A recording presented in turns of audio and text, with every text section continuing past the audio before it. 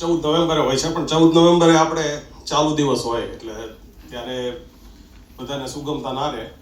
Otherwise research society of diabetes in India RSSDI એનું ગુજરાત ચેપ્ટરે 14 નવેમ્બરે શુક્રવારે બધા કાર્યક્રમ કર્યા, પણ આપણે ભાવનગરમાં રવિવાર રાખ્યો એટલે રવિવારે કદાચ બધાને શિયાળાની શરૂઆતમાં વહેલા પણ ઉઠવું પડ્યું છે, પણ એ કંઈક તો હવે કરવું પડે.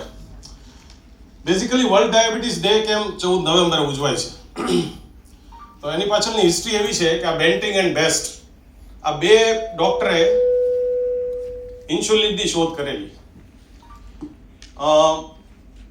માઇક વગર ટ્રાય કરું કદાચ.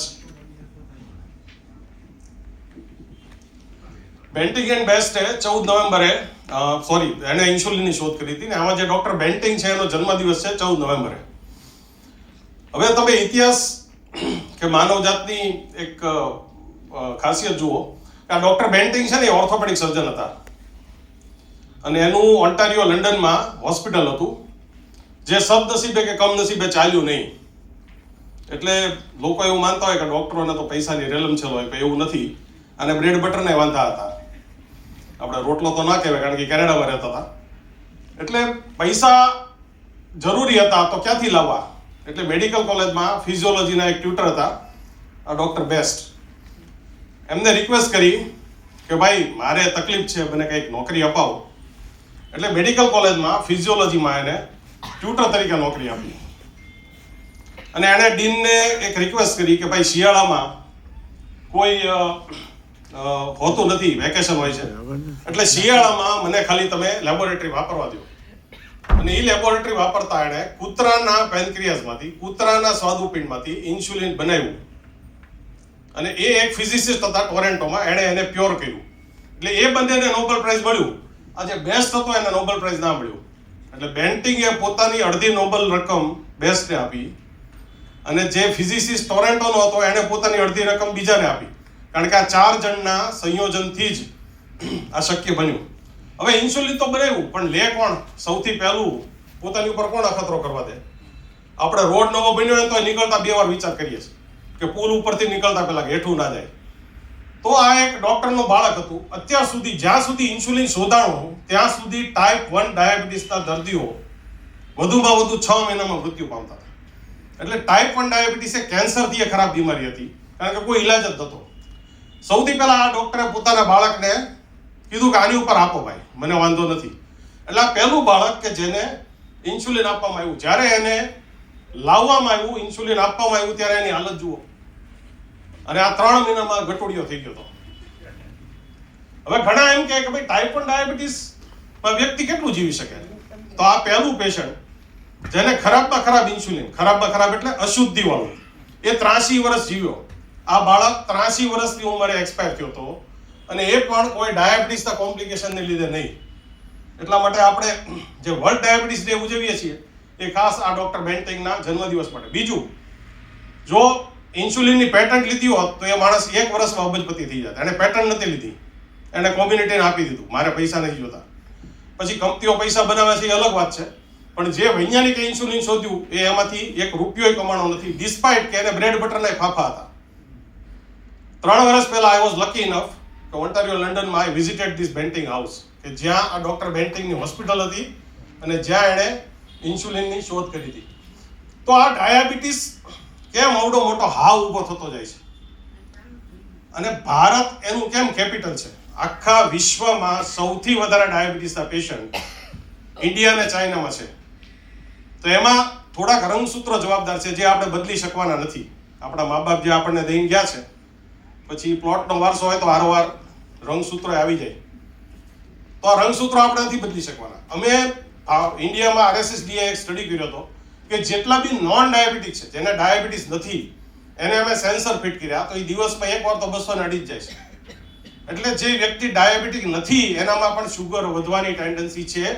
એમાં જવાબદાર છે આપણી જીવનશૈલી, આપણો ખોરાક અને આપણા જનીન. તો જનીન તો નથી બદલાવાના, બીજા બેની ટ્રાય કરીએ. અત્યારે આંકડા પ્રમાણે 7 કરોડ લોકોને ઇન્ડિયામાં ડાયાબિટીસ છે.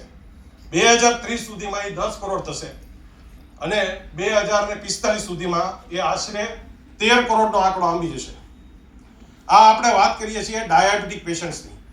પ્રી ડાયાબિટીસ એટલે કે જે લાઇન ઓફ કંટ્રોલ આઝાદ કાશ્મીરની આજુબાજુ ફરતા હોય એવા અલગ, કે જેને ડાયાબિટીસ થવાનું છે અને હજી પ્રી ડાયાબિટીસમાં છે, એનો આંકડો આ બધા કરતાં 2 કે 3 ગણો ગણી લો. ટૂંકમાં ગઈકાલે વર્લ્ડ ડાયાબિટીસ ડેના દિવસે અમદાવાદમાં 2200 જણના બ્લડ શુગર કરવામાં આવ્યા, કે જેને ખબર નહોતી કે એને ડાયાબિટીસ છે. એમાંથી 35% ડાયાબિટીસ પકડાણું. 2200 જણના કર્યા, એમાંથી 700 જણને ડાયાબિટીસ પકડાણું. એટલા માટે આપણે આંખ આડા કાન કરીને બેસી રહીએ એનાથી આ રોગ જોતો રહેવાનો નથી. તો નિદાન કઈ રીતે કરવાનું? આપણે સૌથી પહેલા એ જોઈએ કે ડાયાબિટીસ કહેવાય કોને? તો ભૂખ્યા પેટે 126 કે એનાથી વધારે. ભૂખ્યું પેટ કોને કહેવાય? અઘરું છે. ઝોમેટો અને સ્વિગીના જમાનામાં કોઈ ભૂખ્યા પેટે હોતું જ નથી. ભૂખ્યું પેટ એટલે તમે 10 કલાક કાંઈ ના ખાધું હોય, તમે રાત્રે 10 વાગે છેલ્લો કોળિયો ભરો અને સવારે 8 વાગે સેમ્પલ લેવાય, એને ભૂખ્યું પેટ કહેવાય. રાત્રે 12 વાગે ફ્રીજ ખોલ્યું હોય, 1:30 વાગે ઝોમેટો કર્યું હોય ને 7 વાગે તમે સેમ્પલ લ્યો, એને ભૂખ્યું પેટ ના કહેવાય. હમણાં મારી ઇન્ટરનેશનલ ફ્લાઇટ હતી, હું અમદાવાદ એરપોર્ટ ઉપર ગયો, મારો મગજ કામ ના કરે. આખું અમદાવાદ રાતના 1:30-2 વાગે ખાતું જ નથી. આખું સરખેજ રોડ ઉપર બધી જ દુકાનો ખુલ્લી, મોબાઈલ ને ખુલ્લી સાલી. રાતના 1:30 વાગે માણસ મોબાઈલ લઈને કે શું કરે? અને એ બધાના શોખમાંથી તમે એરપોર્ટ ઉપર પહોંચો ને આ લોન્જમાં જે લોકો મફતમાં ઝાપટે છે. એટલે ટૂંકમાં ભૂખ્યા રહેવું અઘરું છે, પણ ભૂખ્યા રહેવું જરૂરી પણ છે. હવે ઘણા લોકો પીપીડીએસ એટલે જમીને 2 કલાકે શુગર માપવાનું, એ નિયમન માટે છે. નિદાન માટે પીપીબીએસ નો ક્યાંય ક્રાઇટેરિયા નથી. એટલે એક ટેસ્ટ થાય છે જીટીટી, ગ્લુકોઝ ટોલરન્સ ટેસ્ટ. ગ્લુકોઝ સહન કરવાની તમારી ક્ષમતા. 75 ગ્રામ ગ્લુકોઝ ભૂખ્યા પેટે પીવો, પછી 2 કલાક સુધી કાંઈ ના ખાવ પીવો, એમ નહીં કે પછી તમે ઇડલી ઢોસા ખાઈ આવો. 2 કલાક કાંઈ જ ખાવ પીવો નહીં, અને 2 કલાકે જે સેમ્પલ લો, એ જો 200 કે એનાથી વધારે આવે તો એ ડાયાબિટીસ છે. આ ગોલ્ડ સ્ટાન્ડર્ડ છે. હજી પણ જો અમને શંકા હોય કે આ બોર્ડરલાઇન ડાયાબિટીક પેશન્ટ છે, હજી સ્ટેમ્પ મરાણો નથી, તો જીટીટી કરવું પડે. 75 ગ્રામ ગ્લુકોઝ પીધા પછી 2 કલાક. હવે લક્ષણો છે. કોઈ પેશન્ટ એમ કે મારા વજન ઘટે છે, મને બહુ તરસ લાગે છે, ખૂબ ભૂખ લાગે છે, પેશાબની જગ્યાએ મને ઇન્ફેક્શન થયા કરે છે. આ બધા લક્ષણો ડાયાબિટીસના છે. અને એ લક્ષણો આરે પેશન્ટ આવે, એનું જો 200 કરતાં વધારે હોય તો બીજા કોઈ ટેસ્ટની જરૂર નથી, તો એ ડાયાબિટીસ છે જ. અને HbA1c વધારે આપણે ચર્ચા કરશું, પણ એવરેજ ડાયાબિટીસ છે. બેઝિકલી કેવું છે કે આપણા જે રક્તકણો છે, જેને RBC કહેવાય, રેડ બ્લડ સેલ, એની આવરદાસી 120 દિવસ. દર 120 દિવસે એની નવી બેચ બને. એટલે એની અંદર જે હિમોગ્લોબિન છે એ ગ્લુકોઝ સાથે સંયોજાય, એને કહેવાય ગ્લાયકેટેડ હિમોગ્લોબિન. આને ઘણા ગ્લાયકોઝિલેટેડ બોલે છે, પણ એ ખોટો શબ્દ છે, ગ્લાયકેટેડ. આ ગ્લાયકેટેડ હિમોગ્લોબિનની વેલ્યુ જ્યારે 6.4 કે એની કરતાં વધારે હોય ત્યારે ડાયાબિટીસ છે. 5.7 કે 6.4 ની વચ્ચે છે તો પ્રી ડાયાબિટીસ છે, અને 5.7 કરતાં ઓછું છે તો એ વ્યક્તિને ડાયાબિટીસ નથી. હવે વોટ્સએપ યુનિવર્સિટી એમ કહે છે કે ડાક્ટરો કમાવા માટે આંકડા નીચે લાવતા જાય છે. હવે ઈશ્વર કૃપાથી કોઈ ડાક્ટરને એવા દિવસો નથી એવા કે આંકડાઓ નીચે લાવીને કમાવવું પડે, પણ જે સંશોધનો થાય છે, લોકો જોવે છે, જે રિસર્ચર્સ જોવે છે કે ડાયાબિટીસની પ્રક્રિયાના જે નુકસાન છે એ 5.7 ને 6.4 તો શરૂ થઈ જાય છે. એટલા માટે આને પ્રી ડાયાબિટીસમાં લાવ્યા છે. આમાં કોઈ બીજો ઉદ્દેશ હોતો નથી. હવે 2 પ્રકાર ડાયાબિટીસના. ઘણીવાર પેશન્ટ આવીને પૂછે મને કયા ટાઈપનું છે. ટાઈપ 1 ડાયાબિટીસ એટલે એવું ડાયાબિટીસ કે જેમાં રોગ પ્રતિકારક શક્તિ તમારા સ્વાદુપિંડ ઉપર અનિયંત્રિત હુમલો કરે, અને એને લીધે સ્વાદુપિંડમાંથી ઇન્સ્યુલિન બનાવતા બીટા સેલના કોષ છે એ નાશ પામે. એટલા માટે આ વ્યક્તિને ઇન્સ્યુલિન જિંદગીભર લેવું જ પડે. કોઈ એમ કે આ તમે ફાકી ખાવ મટી જાય, અથવા તાવીજ પહેરો. વચ્ચે બોટાદમાં શરૂ થયું હતું કે એક ટેકરી ઉપર જાય, પૂનમમાં ચાંદા નીચે બેહાડે ને તમારું ડાયાબિટીસ મટી જાય. 2 પેશન્ટ તો મારા ગયા. એટલે આ બધા અખતરા ટાઈપ 1માં મહેરબાની કરીને કરશો નહીં. હાલના તબક્કે ઇન્સ્યુલિન સિવાય કોઈ જ ઉપાય નથી. તમે વાંચ્યું હશે જીન થેરાપી અથવા સ્ટેમ સેલ થેરાપી, એનાથી એનો ઈલાજ થશે. પહેલું ટાઈપ 1 ડાયાબિટીસ નોર્મલ થયું, ઇન્સ્યુલિન લેવાની જરૂર નથી ચાઇનામાં, બાય સ્ટેમ સેલ થેરાપી. એ બધું થશે, પણ આ બધી પ્રક્રિયા છે ને સાહેબ બહુ ધીમી છે. હજી પહેલા ફેઝમાં છે, આપણી સુધી પહોંચતા ઘણી વાર લાગશે. એટલે અત્યારના તબક્કે ટાઈપ 1 ડાયાબિટીસ બાળકોનો ઇન્સ્યુલિન લેવા જરૂરી છે. ટાઈપ 2 ડાયાબિટીસ, હવે આ કેવું છે, ઇન્સ્યુલિન બને છે પણ કામ કરતું નથી. કોઈ એક ઓફિસમાં 50 કર્મચારીઓ હોય અને 45 ચા પીતા હોય, 5 જ જણા કામ કરતા હોય, એવી પરિસ્થિતિ આમાં છે. એટલે ઇન્સ્યુલિન બને છે બહુ, પણ એ કાર્યક્ષમ નથી. આનું કારણ છે મેદસ્વીતા, ઓબેસિટી, જેને આપણે કહીએ ઇન્સ્યુલિન રેઝિસ્ટન્સ. ઇન્સ્યુલિન છે ને એ ચાવી અને તાળાની જેમ કામ કરે. એ કીની જેમ એક સેલની અંદર જોડાય, તાળું ખોલે એટલે ગ્લુકોઝ અંદર જાય. બેઝિકલી ગ્લુકોઝ છે ને આપણા શરીરનું પેટ્રોલ છે, એના વગર શરીર કામ કરવાનું નથી. એટલે એ ઇન્સ્યુલિન રેઝિસ્ટન્સને કારણે ઇન્સ્યુલિન બને છે પણ એ કામ કરતું નથી. અને એ કામ કરવા માટે આપણી આગળ બીજા ઉપાયો છે જેને લીધે આપણે બ્લડ શુગર કંટ્રોલમાં રાખી શકીએ. આ ટાઈપ 2 ડાયાબિટીસ, હવે તમે પૂછશો કે એને બને છે અને કામ નથી કરતું, તો આવા પેશન્ટને કેમ ઇન્સ્યુલિન આપો છો? તો એક સંજોગ એવો આવશે કે આ ઇન્સ્યુલિન સતત વધારે બનાવીને સેલ થાકી જશે. એટલે પછી એ બીટા સેલ ઇન્સ્યુલિન બનાવવાનું લગભગ ઓછું અથવા બંધ કરી દેશે. એટલે ટાઈપ 2 ઇન્સ્યુલિનના દર્દીમાં પણ એક ફેઝ એવો આવશે કે હવે દવા કામ નહીં કરે. એટલે જેમ આપણે લોન લેવી પડે એ લોન સ્વરૂપે તમારે ઇન્સ્યુલિન બહારથી લેવું પડશે. હવે એકાઉન્ટ ખાલી થઈ ગયું છે, એકાઉન્ટ બેલેન્સ ઇઝ 0. એટલા માટે ટાઈપ 2 માં પણ શરૂઆતમાં જીવન પદ્ધતિમાં ફેરફાર, દવાઓ અને અંતે તો ઇન્સ્યુલિન લેવા જ પડશે. હવે આપણે સાથે પ્રશ્નો લેવા છે કે છેલ્લે પ્રશ્નો લેવા છે? ઇન્ટરેક્શન જ કરીએ, કારણ કે પ્રવચન કરશું ને તો આ પેલું કથા લાગશે ને ઊંઘ આવી જશે. એટલે અહીં અત્યાર સુધીનામાં કોઈ આપને પ્રશ્નો હોય એટલે જે આપણે પૂછવાનું કે જે ઇન્સ્યુલિન બનવાની પ્રક્રિયા જે કીધી તમે, એ પ્રક્રિયામાં એનું નિદાન થઈ શકે ખરું કે આ કેટલા પ્રમાણમાં ઓછું બને છે, કે કાર્યક્ષમ કેટલું ઓછું છે આપણું શરીરમાં બનતું? બહારથી લેવાની વાત છે એ વ્યાજબી છે અને યોગ્ય છે અને કરીએ છીએ આપણે, પણ તો એનો ટેસ્ટ શક્ય ખરો? બધાને સંભળાય છે ને? સરસ. ઓકે, હવે ઇન્સ્યુલિન કેટલું બને છે એનો ટેસ્ટ કરાય કે નહીં? ચોક્કસ કરાય. આ જે ટેસ્ટ છે ને એ ઘણા બધા મોંઘા છે. ઇન્સ્યુલિન લેવલ બેઝિકલી કોઈ બી દર્દી અમને લાગે કે આ ટાઈપ 1 છે કે ટાઈપ 2 છે, એટલે અમે એનું ઇન્સ્યુલિન અથવા સી પેપ્ટાઇડ લેવલ કરાવીએ. જો એ લો હશે તો ટાઈપ 1 છે, એટલે ઇન્સ્યુલિન બનતું જ નથી. જો હાઈ હોય ધેટ મીન્સ કે ટાઈપ 2 છે, બને છે પણ કામ કરતું નથી. બીજો એક ટેસ્ટ થાય છે હોમા ઇન્ડેક્સ. કોઈ બી ઇન્સ્યુલિન કેટલું બને છે એનો રેઝિસ્ટન્સ કેટલો છે એની માટે હોમા, પણ બહુ જ કમ્બરસમ ટેસ્ટ છે એટલે ના કરાવાય. તો કરાવવાનું શું? તો મને તરુણભાઈને બધા જોવે એટલે સમજાય જાય કે આને ઇન્સ્યુલિન રેઝિસ્ટન્સ છે, કારણ કે આપણામાં દેખીતી ચરબી છે. હવે એક વ્યક્તિ એવી છે કે હાવ દુબળી છે, તો એને કેમ ડાયાબિટીસ છે?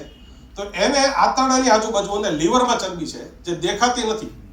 એ મૂર્ત્ય તરીકે લઈ જાઓ તો એ બહુ રૂડો રૂપાળો લાગે, એ જાડો ના લાગે, પણ એ અંદરથી જાડો છે. એટલા માટે કઈ વસ્તુ તમે સોનોગ્રાફી કરો ને ફેટી લીવર આવે, ફિમેલમાં સોનોગ્રાફી કરો ને પીસીઓડી આવે, પોલિસિસ્ટિક ઓવરી ડિઝીઝ, ગળામાં બગલમાં બધે મસા થયા હોય, ટેક્સ, કાળા લીટા પડતો હોય શરીર ઉપર, આ બધું ઇન્સ્યુલિન રેઝિસ્ટન્સની નિશાનીઓ છે. મફતમાં થાય ટેસ્ટ. એટલે આ વસ્તુ જો હોય તો તમને ઇન્સ્યુલિન રેઝિસ્ટન્સ છે અને તમે ડાયાબિટીસની પ્રક્રિયામાં દાખલ થઈ ચૂક્યા છો. એટલે મોટાભાગના ઇન્ડિયન થઈ જ ચૂકેલા હોય છે, કારણ કે આપણને ઈશ્વરની વરદાન છે. એટલે ટૂંકમાં બહુ કમ્બરસમ ટેસ્ટ વધારે પડતા કરવાની જરૂર નથી, પણ આટલી વસ્તુઓ જો હોય તો આપણને ડાયાબિટીસ થવાની શક્યતા બીજા કરતાં વધારે છે. બીજું, બહેનોમાં પ્રેગ્નન્સી ઇન્ડ્યુસ ડાયાબિટીસ અથવા જેસ્ટેશનલ ડાયાબિટીસ, કે જેવું એને મહિના રહે એને ટેસ્ટ કરાવો તો ડાયાબિટીસ આવે, તો એ પિક્ચર પહેલાનું ટ્રેલર છે. આજથી 10 વર્ષ પછી જે ડાયાબિટીસ થવાનું છે એ પ્રેગ્નન્સી દરમિયાન પકડાનું છે. એટલે એ પ્રેગ્નન્સી ઇન્ડ્યુસ અથવા જેસ્ટેશનલ ડાયાબિટીસની તમે સારવાર કરો, બાળકને તો જ હેલ્ધી આવશે. ઇન્સ્યુલિન પણ આપવા પડે, દવાઓથી પણ સારવાર થાય, અને એ વ્યક્તિને ડિલિવરી થઈ જાય પછી દવા બંધ થશે, એને હજી ડાયાબિટીસ નથી થયું, પણ એ ધ્યાન નહીં રાખે તો આવતા 10 વર્ષમાં એને ડાયાબિટીસ થઈ જશે. એટલે ટૂંકમાં એક યુકેપીડીએસ ટ્રાયલ થયો હતો સાહેબ યુકેમાં, ધેટ હેઝ શોન કે ડાયાબિટીસ થાય તમને એ પહેલા એની પ્રક્રિયા 15 વર્ષ પહેલા ચાલુ થાય છે. 15 થી 20 વર્ષ પહેલા એની પ્રક્રિયા ચાલુ થઈ જાય છે. એટલા માટે આપણે જઈએ ડાયાબિટીસ રિવર્સલ ઉપર. બીજો કોઈ પ્રશ્ન કોઈને ટાઈપ 1 ટાઈપ 2 ઉપર?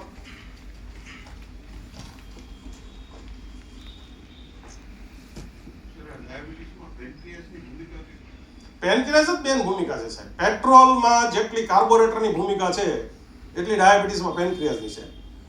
આખી એક પ્રક્રિયા શોર્ટમાં સમજાવી દઉં. તમે ખોરાક ખાધો, એ પેટમાં ગયો, આંતરડામાં સિગ્નલ મળે કે ભાઈ ખોરાક અંદર આવ્યો છે.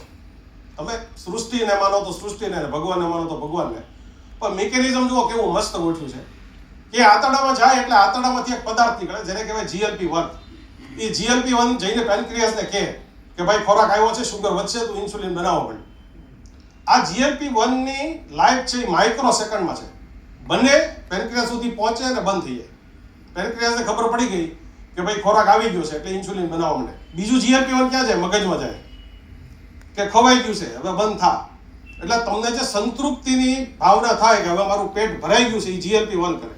આ બે કામ કરે, એનાથી ઇન્સ્યુલિન બને, એ શુગરને કંટ્રોલમાં લાવે અને તરત જ પછી ઇન્સ્યુલિન કામ કરતું બંધ થઈ જાય એટલે શુગર નોર્મલ થઈ જાય, હાઇપોગ્લાયસેમિયામાં પેશન્ટ ના જાય. આપણે જેમ ફ્રીજમાં થર્મોસ્ટેટ હોય, એસીમાં થર્મોસ્ટેટ હોય કે 27 ડિગ્રી ટેમ્પરેચરે એસી બંધ થઈ જાય, એમ શુગર અમુક લેવલ આવે એટલે ઇન્સ્યુલિન બનતું બંધ થઈ જાય. આ GLP-1 હવે વપરાય છે દુબળા થવાની દવાઓ તરીકે. આપણે આવીએ હમણાં એની ઉપર. પણ ટૂંકમાં આટલું સરસ મિકેનિઝમ, એમાં પેનક્રિયાસનો ફાળો એટલો બધો છે કે પેનક્રિયાસ જ બનાવે છે. અને જ્યારે આ પેનક્રિયાસ અને લીવર એની આજુબાજુ ફેટ જમા થાય, ચરબી જમા થાય, ત્યારે એને કહેવાય ડાયાબિટીસ. એટલે કોઈ એમ કે હું ખાંડ નથી ખાતો તોય મને કેમ ડાયાબિટીસ થયું? કારણ કે તે ચરબી ખાધી એટલે તને ડાયાબિટીસ થયું છે. ડાયાબિટીસ ખાંડ ખાવાનો રોગ છે જ નહીં, ડાયાબિટીસ ચરબી ખાવાનો છે. એ આપણે બધા જ ખાઈએ. આપણે જે તેલના ડબ્બા લાવીએ કોઈ હનુમાનજી નથી ચડાવતું, બધા પેટમાં જ નાખે છે. સાહેબ, ડાયાબિટીસની શરૂઆતમાં ટેબ્લેટ 1 કે 2 ટેબ્લેટ હોય રોજની. ધીરે ધીરે 5 વર્ષે, 7 વર્ષે, 10 વર્ષે ડોઝ વધતા જાય અને 7-8 ટેબ્લેટ સુધી પેશન્ટ પહોંચી જાય છે. અને એ પહોંચી ગયા પછી એને એવું બીવડાવવામાં આવે છે કે હવે કંટ્રોલ નહીં થાય તો તને ઇન્સ્યુલિન ઉપર લઈ જવામાં આવશે. તો ઇન્સ્યુલિન લેવાનું ચાલુ કર્યા પછી એ લાઈફ ટાઈમ ઇન્સ્યુલિન જ લેવું પડે કે ફરી ટેબ્લેટ ઉપર કન્વર્ટ થાય? પહેલી વાત, બીવડાવતા નથી, ચેતવીએ છીએ. હા, બરાબર.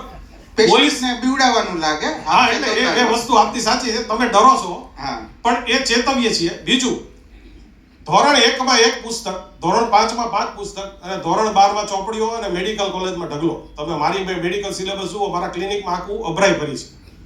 એટલે જેવી રીતે અભ્યાસમાં બધું વધતું જાય ને એમ ડાયાબિટીસમાં વધતું જ જશે. અપવાદ નથી, અપવાદ હોય છે. હું તમને એક જ દાખલો આપું. મારી પાસે એક પેશન્ટ આવ્યા, 550 શુગર હતું. એ કે મારે ઇન્સ્યુલિન નથી લેવું. મેં તો ડન. આપણે કારણ કે એસિટોન નહોતું, વી કેન ટેક ચાન્સ. મેં તો આપણે ટ્રાય કરી. અઠવાડિયામાં એ માણસ 150 આવી ગયો. કારણ હર્ષદ મહેતા હતો. ભાઈ ભરાઈ પડ્યા હતા સ્ટોક માર્કેટ. એટલે જે અમુક સંજોગોને કારણે જે શુગર વધ્યું છે એ 100% નોર્મલ થશે. એટલે અમુક લોકોની ટેબ્લેટો ઘટે પણ છે, એવું નથી કે સતત વધતી જ જાય. પણ 99%માં તમે કીધું એમ વધે છે. અને એનું કારણ એ છે કે બીટા સેલ ધીમે થાકે છે. આપણે એને રિકવરીનો ચાન્સ નથી આપતા. તમે જો સરખી લાઈફસ્ટાઈલ રાખો, સરખો ખોરાકમાં કંટ્રોલ રાખો, શુગર, બીજું શુગર છે ને એ પોતે પેનક્રિયાસનું દુશ્મન છે. એને કહેવાય ગ્લુકોટોક્સિસિટી. એક વ્યક્તિનું શુગર 300 છે તો એ નોર્મલ શુગર નહીં થવા દે. બીજું વ્યક્તિનું 170 છે તો એને ફટ કરતી દવા કામ કરશે. એટલે બેઝિકલી બીટા સેલ થાકે એટલા માટે દવાઓના ડોઝ વધતા જાય. કઈ દવાઓ કેમ કામ કરે એની ઉપર આપણે જઈએ. અને એક તબક્કો એવો આવે કે તમારા બીટા સેલમાંથી હવે ઇન્સ્યુલિન બનતા જ નથી. હવે તમારા ડેમમાં પાણી ન હોય તો વહી બધી ભરવું પડે સાહેબ, ક્યાં જાઓ? એટલે તમારે ઇન્સ્યુલિન હવે બનતું જ નથી તો લોન સ્વરૂપે બહારથી લેવું પડે. બીજું, હવે આ તમે ઇન્સ્યુલિન બહારથી લ્યો ને સાહેબ, એટલે દેરાણીના ઘરમાં, જેઠાણીના ઘરમાં દેરાણી આવે ને એવો સીન થશે કે હવે બીટા સેલને આટલા વર્ષે રાહત મળી કે હારું ઇન્સ્યુલિન બહારથી બને છે એટલે પોતે બનાવવા મળશે. એટલે 50% કેસમાં ઇન્સ્યુલિન બંધ થશે. એકવાર ચાલુ કર્યા પછી બંધ થશે જ નહીં. એવું ટાઈપ 2 માં સાચું નથી. ટાઈપ 1 માં 100% સાચું છે, પણ ટાઈપ 2 માં ઇન્સ્યુલિન બંધ થઈ શકે છે 100%. પણ દર્દી હરખા લખણ રાખે તો. એને ખાઈ પીને જલસા કરવા હોય ને ખાટલેથી પાટલે કરવું હોય તો ઇન્સ્યુલિન વધતા જશે. મારી આગળ એક પેશન્ટ 200 યુનિટ ઇન્સ્યુલિન વાળું છે, રોજના 200 યુનિટ ઇન્સ્યુલિન લે છે અને છતાં એનું શુગર 300 નીચે નથી જતું. અને એમાં ઘણા બધા ફેક્ટર છે. એક ઇન્સ્યુલિન એન્ટીબોડી પણ કહેવાય. શરીર પોતે ઇન્સ્યુલિનના એન્ટીબોડી બનાવે છે. એની માટે ઇન્સ્યુલિન પારકું છે, એટલે ઇન્સ્યુલિનને કામ નથી કરવા દેતું. એટલે દરેક વ્યક્તિ અલગ છે. ખાલી બચ્ચન અટક હોય એટલે માણસ સક્સેસફુલ જ જતો, નહીં તો અભિષેક બચ્ચન તે શાહરૂખ ખાનના મન નથી રહેતો. એટલે દરેક વ્યક્તિ અલગ છે. જેમ આપણે કસ્ટમાઇઝ કહીએ ને, આપણે કેમ લગ્નમાં શેરવાની બાપાની અલગ, દીકરાની અલગ, એમ ડાયાબિટીસનો દરેક પેશન્ટ અલગ છે. એક વ્યક્તિ અડધી ટીકડી કાબુમાં હોય, બીજો 10 ટીકડી ઉપર હોય અને ત્રીજો છે એને 200 યુનિટ ઇન્સ્યુલિન પર લેવું પડતું હોય. ટેબ્લેટ વધારે સેફ કે ઇન્સ્યુલિન? બંને સેફ જ છે. એની ઉપર આપણે આવીએ ટ્રીટમેન્ટ ઉપર. તો લક્ષણો શું, ક્યારે તમને ખબર પડે કે બધાને ખબર છે, મોટા ભાગના તો એમ કે સાહેબ બાથરૂમમાં મકોડા થયા એટલે આવ્યા.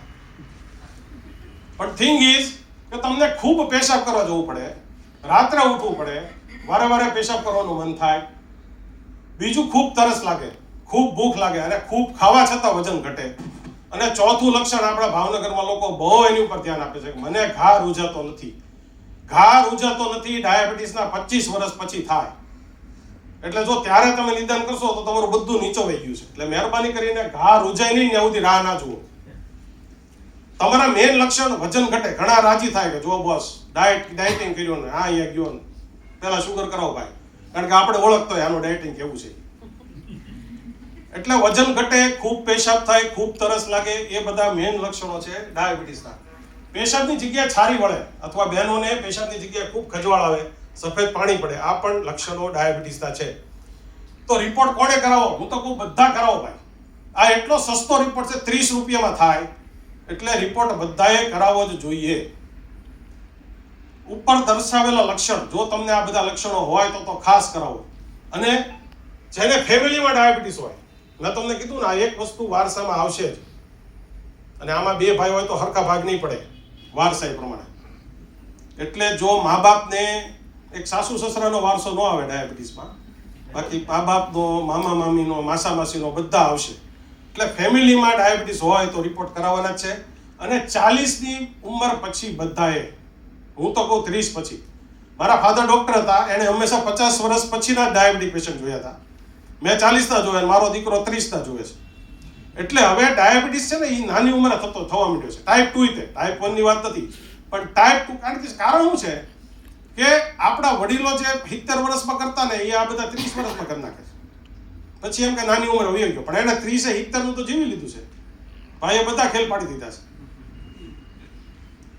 હવે ડાયાબિટીસ પછી શું? આપણે ગુજરાતીમાં એક બહુ સરસ શબ્દ છે શામરૂગ વૃત્તિ. શામરૂગ છે ને રણમાં આંધી આવે ને તો રેતી માથું નાખીને હોઈ જાય કે હું સેફ છું. એમ ડાયાબિટીસમાં આપણામાં શામરૂગ વૃત્તિ આવે છે. ઘણા પેશન્ટ આપણી આગળ આવે, આપણે કહીએ ભાઈ ડાયાબિટીસ તો કે સાહેબ 10 વર્ષ પહેલા થયો પછી મટી ગયો. મટી એટલે કે વખતે રિપોર્ટ જ નથી કરાવ્યો.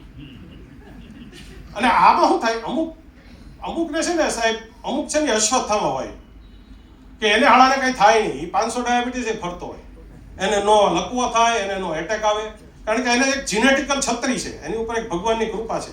આ બધા ઉપર નથી હોતી. અને આવા છે ને એ બીજા 10 તે લેતા જાય, પેલા કાંઈ ન થાય, ખાઈ પીને જલસા કર તો મને કાંઈ નથી થતું. પણ એકને કાંઈ નથી થતું એટલે બધાને કાંઈ ના થાય એવું માનવું નહીં. ડાયાબિટીસ થયો, હું તો કહું છું ડાયાબિટીસને હું જમાઈ કહું છું, એને સાચવવાનો, એને ઘરમાં નહીં લાવવાનો અને એને બહાર નહીં રાખવાનો, એને વચ્ચે એક લિમિટે રાખવાનો. એટલે એને ખોટું ના લાગવું જોઈએ, એને માથે નહીં ચડાવવાનો. અલ્ટિમેટલી એને ફ્રેન્ડલી બનાવવાનો છે. એટલે મહેરબાની કરીને શું કરવું એ આપણે હવે વિચારીએ. તો નિયંત્રણ, ખોરાકનું આયોજન. સાહેબ કોઈ એમ કે હું આટલા રૂપિયાની દવા લઉં છું કે ભાઈ આટલું ચાલી નાખ્યું, પણ જો ખાટલે ખોડ છે, હું એને પાટલે ખોડ કહું છું, ખાટલે ખોડ નહીં. જો ખાવામાં ઠેકાણા નહીં હોય તો ડાયાબિટીસ કાબુમાં નહીં રહે. દવાઓ અને ઇન્સ્યુલિન, કોઈ એમ કે દવા વગર ડાયાબિટીસ કાબુ શરૂઆતમાં રહી શકે, પણ જે વ્યક્તિ, એક લીગેસી ઇફેક્ટ છે, હું તમને ટૂંકમાં સમજાવું. એક સ્ટડી થયો હતો કે એક વ્યક્તિને ડાયાબિટીસ થયું, એને 5 વર્ષ બહુ મસ્ત ધ્યાન રાખ્યું, એકદમ સાદું જીવન, એટલે સાચા અર્થમાં સાદું જીવન, મગજની લાડુડી વાળું નહીં. એ મસ્ત સાદું જીવન જીવ્યો, બધી પરેજી, હાઈ ક્લાસ ચાલવાનું, આમ તેમ. 6થા વર્ષે કંટાળ્યો, લૂઝ કંટ્રોલ કર્યો, તોય એ માણસ લાંબુ જીવશે. This is called legacy effect. આપણે કેમ શરૂઆતના લક્ષણો સારા હોય તો વ્યક્તિ સારી ગણાય, એમ ડાયાબિટીસ જો ડાયગ્નોસિસ પછી તમે તરત સરસ કંટ્રોલમાં રાખશો ને, પછી થોડાક લૂઝ પડી જશો ને, તો એ જે શરૂઆતમાં તમે મસ્ત કંટ્રોલ રાખ્યો ને એનો ફાયદો લાંબા સમય સુધી રહેશે. એટલે હંમેશા કંટ્રોલ, હું તો કહું કાયમ રાખો, પણ જો મન ચલિત થઈ જતું હોય તો શરૂઆતમાં તો રાખો જ. અને કસરત, કોઈ માણસ, એટલા બધા બાના છે સાહેબ, શિયાળો છે, ધુમ્મસ છે, તડકો છે, ગારો છે, ટૂંકમાં 3 ઋતુ આવી ગઈ, હવે ખાલી પાનખર રહી. એટલે ચાલવા, મારે એક પેશન્ટ છે સાહેબ, શીપ બ્રેકર છે, એના બંને પગ કપાઈ ગયા હતા એક્સિડન્ટમાં, એને બંને આર્ટિફિશિયલ લીન છે, એ રોજ સાયકલ લઈને પીપળિયા પુલ જાય છે. અને એ કે સાહેબ ગમે એને પગ કાપવાનો હોય તો મારી આગળ મોકલો, હું એનું કાઉન્સેલિંગ કરીશ. એટલે જો પગ કપાયેલી વ્યક્તિ હાલી શકતી હોય તો આપણે છતાં પગે કેમ નથી હાલતા? બધા પેશન્ટ કહે સાહેબ પગ દુખે છે. બધું તમે દાંત દુખે ત્યારે શીરો ખાવ છો યાર, ત્યારે ખાવાનું બંધ નથી કરતા, પણ પગ દુખે એટલે હાલવાનું પહેલા બંધ. એટલા માટે કસરત, દવા અને ખોરાકમાં પરેજી એટલી વસ્તુ ખૂબ જરૂરી છે. ખોરાક વિશે તમારા બધાના ઘણા બધા પ્રશ્નો છે, એટલે આપણે લઈએ.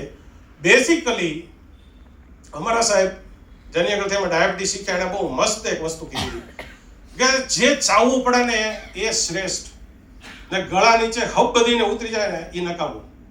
પછી શીરો હોય કે કેળું હોય કે સીતાફળ હોય, એટલે બિયાની વાત નહીં, બિયા વગરના સીતાફળની વાત છે.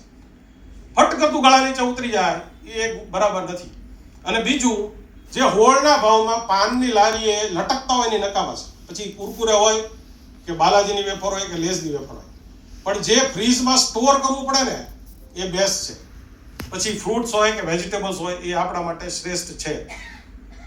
હવે પહેલો પ્રશ્ન હંમેશા બધાનો એ જ આવે કે ઘઉં ખાવો, બાજરો ખાવો, બધા અનાજ સરખા છે. એક અનાજ બીજાથી જુદું નથી.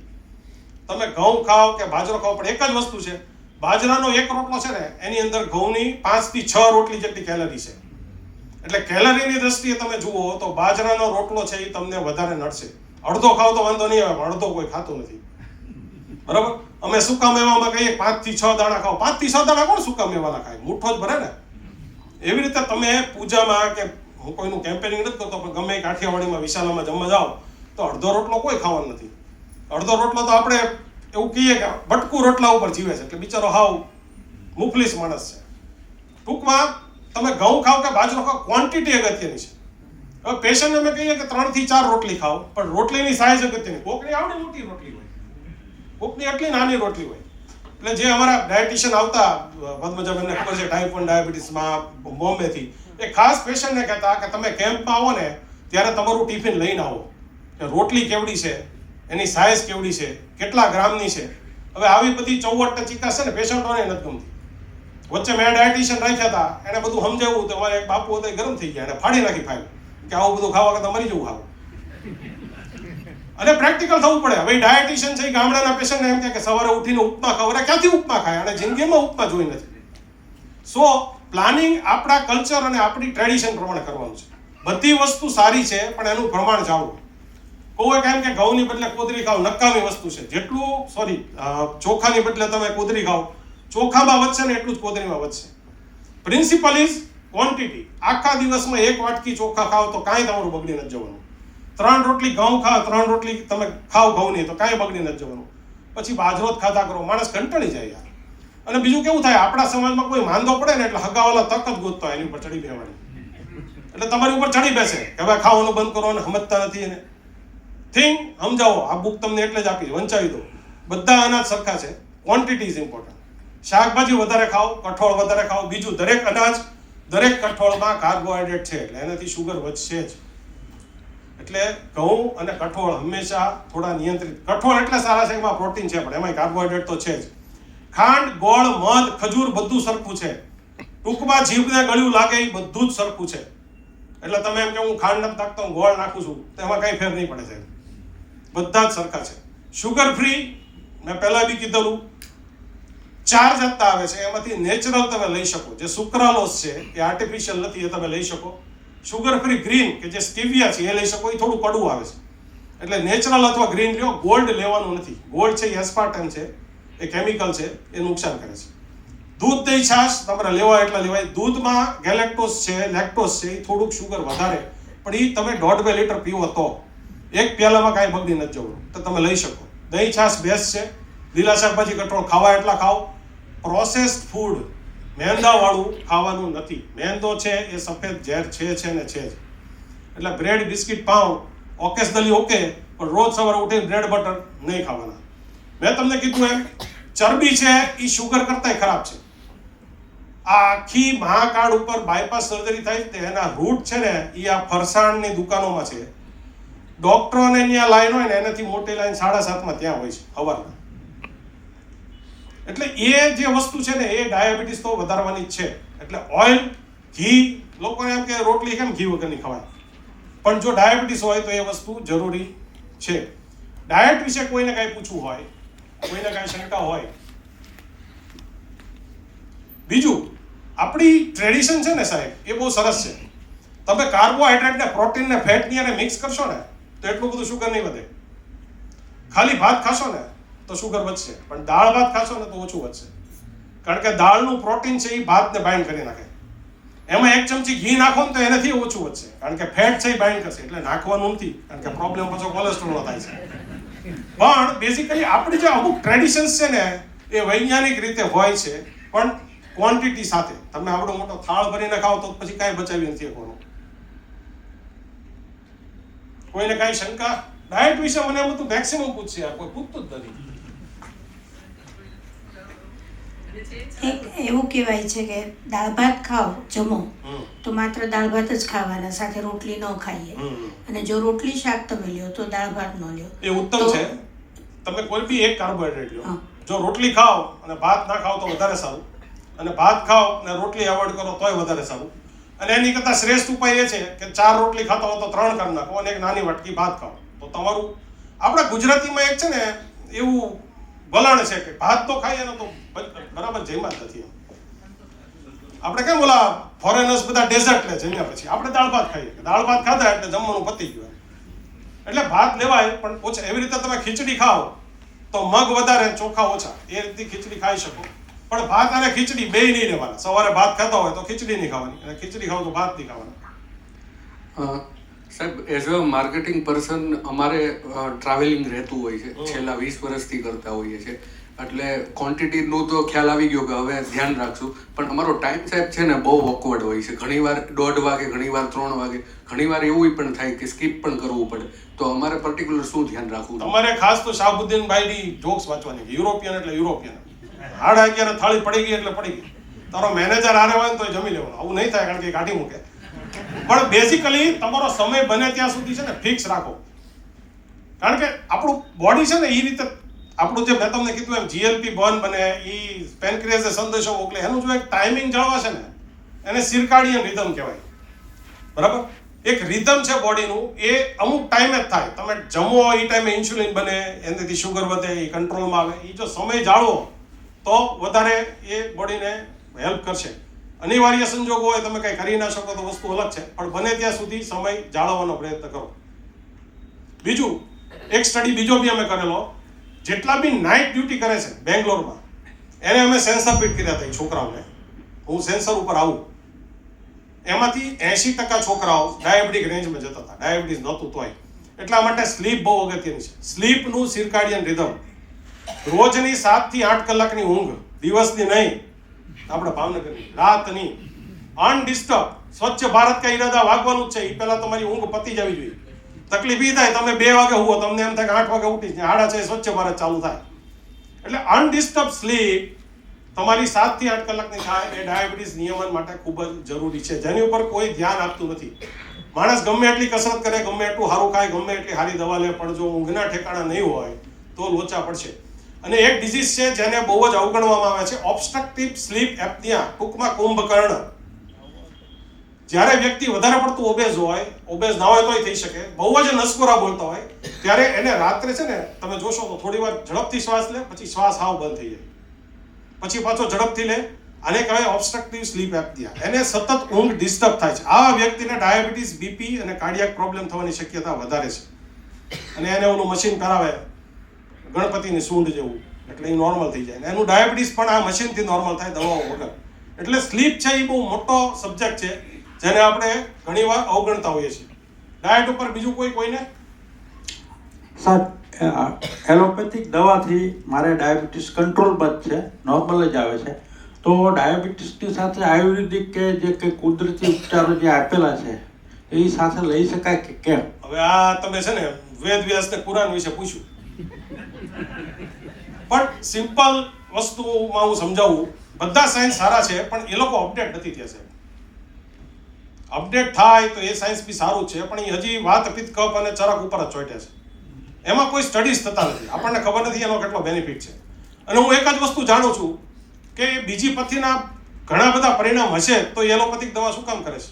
રામદેવ કેમ સ્ટેન્ડ મુકાવા ગયો એમ્સમાં? એને ના જવું જોઈએ ને, બરાબર? એની સાથે ઓલા સફેદ કપડા પહેરેલા ભાઈ છે એ એમ્સમાં 2 વાર દાખલ થયા. અલ્ટિમેટલી માર્કેટિંગ બધી વસ્તુનું થશે, બરાબર? માર્કેટિંગમાં કોઈનો અંગત લાભ છે કે નહીં જુઓ. અમે વોટ્સએપ, ફેસબુક ચેનલ આટલા વખત ચલાવીએ, મને 100 જણાએ કીધું કે તમારું સરનામું મૂકો, મેં નથી બોલ્યું. કારણ કે હેતુ છે એ પેશન્ટ ખેંચવાનો નથી, પેશન્ટ હવે ઓછા કરવાના દિવસો આવ્યા છે. એટલે બેઝિકલી જ્યારે તમને ફસાવવામાં આવે ને સાહેબ, ત્યારે તમને એક સિક્સ સેન્સ અંદરથી ટિંગ ટિંગ ટિંગ થવું જોઈએ. સાયબર સ્કેમ ખાલી સાયબર સ્કેમ નથી, સાયબર સ્કેમમાં આ બધું છે.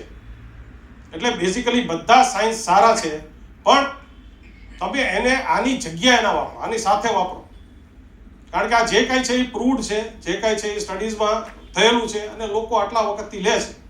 બરાબર. એક મોટો મિસકન્સેપ્શન એવો છે કે એલોપેથી દવા ગરમ પડે, આપણા ગામમાં બધાને ગરમ બધું બહુ પડે, અથવા એની આડઅસરો બહુ થાય.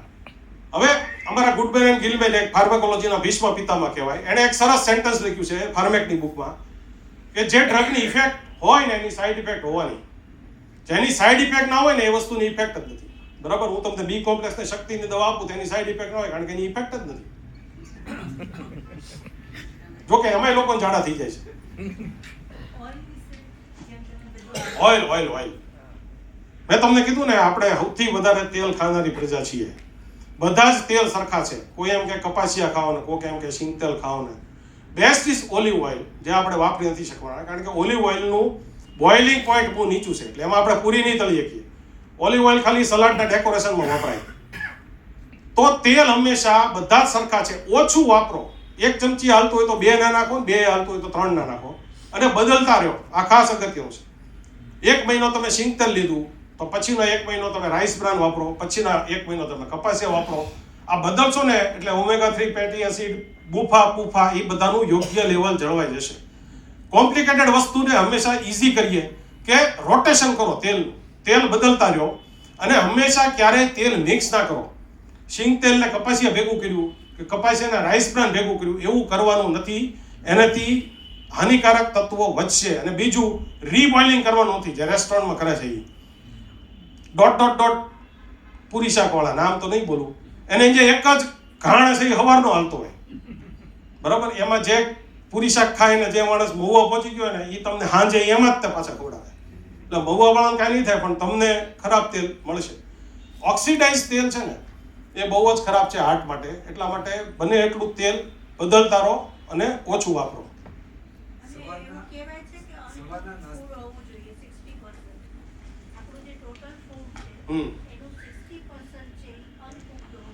હોવું જોઈએ, પણ તકલીફ એ છે બેન કે જ્યારે આ બધા રોગ આવે ને ત્યારે દાંત પોતે જવાબ દઈ જાય. હવે અત્યારે હું તમને એમ કહું કે તમે ફ્લાવર ખાઓ ને કુબી ખાઓ ને, તો સાંજે ઓલા ડેન્ટિસ્ટ ને બેઠા હોય. એટલે ખાવ તો બેસ્ટ છે, પણ આપણા ટેસ્ટ બડ્સ અને આપણું મોઢું એ બે એને સ્વીકારે તો. બાકી અનકુક્ડ ઇઝ ઓલવેઝ બેસ્ટ. તમે જો તેલ ના વાપરો, ખાલી વાફેલું ખાઈ શકો તો એ સારામાં સારું છે. 2 સવાલ છે. જી. એક, સવારના નાસ્તાની ક્વોન્ટિટી ઓછી રાખવી કે કઈ રીતે કરવું? એમ કહે છે કે સવારના નાસ્તો રાજાની જેમ કરવાનો, રાજાની જેમ ધોળિયા કરે, કારણ કે એને પછી આખો દિવસ ગુલામની જેમ કામ કરવાનું. બરાબર. એના ઘરે ગરમા ગરમ રોટલી કોઈ ઉતારવાનું નથી. આપણે તો ગરમા ગરમ રોટલી ન ઉતારો તો ચીપિયા પછાડે. ધોળિયા દિવસમાં એક જ વાર જમે છે. અમારો દીકરો છે યુકેમાં, એટલે મને ખબર છે. એ લોકો સવારે ખાઈને નીકળે, પછી આખો દિવસ કઈ ખાતા નથી, અને આપણે ખાતા વગર રહેતા નથી. બરાબર. એટલા નાસ્તો, જમવાનું, બપોરનું અને રાતનું જમવાનું એ 30-35% તમે ડિવાઈડ કરો. અચ્છા. ત્રણેય ભાગ સરખો. હા. અને બીજો સવાલ એ છે કે આ ડાયાબિટીસની ટીકડી ને બધું જે છે એની કઈ આડઅસર એ આપણે આવીએ, એની ઉપર આવીએ. Okay, thank you. પ્લસ તમે જે જમો એ 3 ભાગમાં ડિવાઈડ કર્યું. હવે લોકો PPBS માપે, જમીને 2 કલાકનો રિપોર્ટ, તો એ હંમેશા અલગ અલગ ટાઈમે માપો. આપણે શું કરીએ, આપણને ખબર છે કે બપોરના જમવામાં ડખો છે, ઓછું ખાઈએ એટલે બપોરે જ માપે. એને ખબર છે કે 130 જ આવવાનું છે. એટલે એકવાર સવારના નાસ્તા પછી કરો. તમને બધાને શોખ લાગશે. સૌથી વધારે શુગર છે ને એ નાસ્તા પછી વધશે, જમ્યા પછી નહીં વધે. સવારના નાસ્તા પછીનું શુગર છે ને એ સૌથી વધારે વધશે. બપોરનું જમ્યા પછીનું એકદમ નોર્મલ રહેશે, અને રાતના જમ્યા પછીનું મધ્યમ રહેશે. હાઈએસ્ટ તમારું બ્રેકફાસ્ટ પછીનું મોટાભાગના લોકોમાં. એટલે હંમેશા તમે શુગર માપો ત્યારે આવી રીતે માપો કે સવારના નાસ્તા પછી 2 કલાકે માપ્યું, અઠવાડિયા પછી માપો તો બપોરે જમીન 2 કલાકે માપો, અને પછી ક્યારેક માપો તો રાત્રે જમીન 2 કલાકે. એટલે આની માટે ગ્લુકોમીટર હોવું જરૂરી છે. એ તમને સમજાવું. સાહેબ, સવારે નાસ્તાની ટેવ ન હોય તો સિરિયસ, એમાં કઈ વાંધો નથી. એવું નથી કે નાસ્તો ફરજિયાત જ છે, પણ ભૂખ્યો માણસ સમાજ માટે હાનિકારક છે. એટલે થોડું ખાઈ લેવું, કારણ કે એ બધી ભગભગાટી બોલાવે. એટલે હું નાસ્તો કરીને જાઉં છું, એટલે મારી વિશે લોકોની ઇમ્પ્રેશન ઘડી ગઈ. પણ અમે મને હમણાં જ આપણા ફેસબુક પર એક જણા મને લઈ લીધો, તો બહુ કડક છો, બહુ ખખડાવ બધું. જો ભાઈ ઢીલા ને મીઠા તો પેંડાય હોય, માસ્તર ને ડાક્ટર તો કડક જ રહેશે. ના ખખડાવી એમાં અમને કોઈ લાખ રૂપિયા નથી દેતું, અમે તમારા લાભ ખાતર તમને ખખડાવીએ.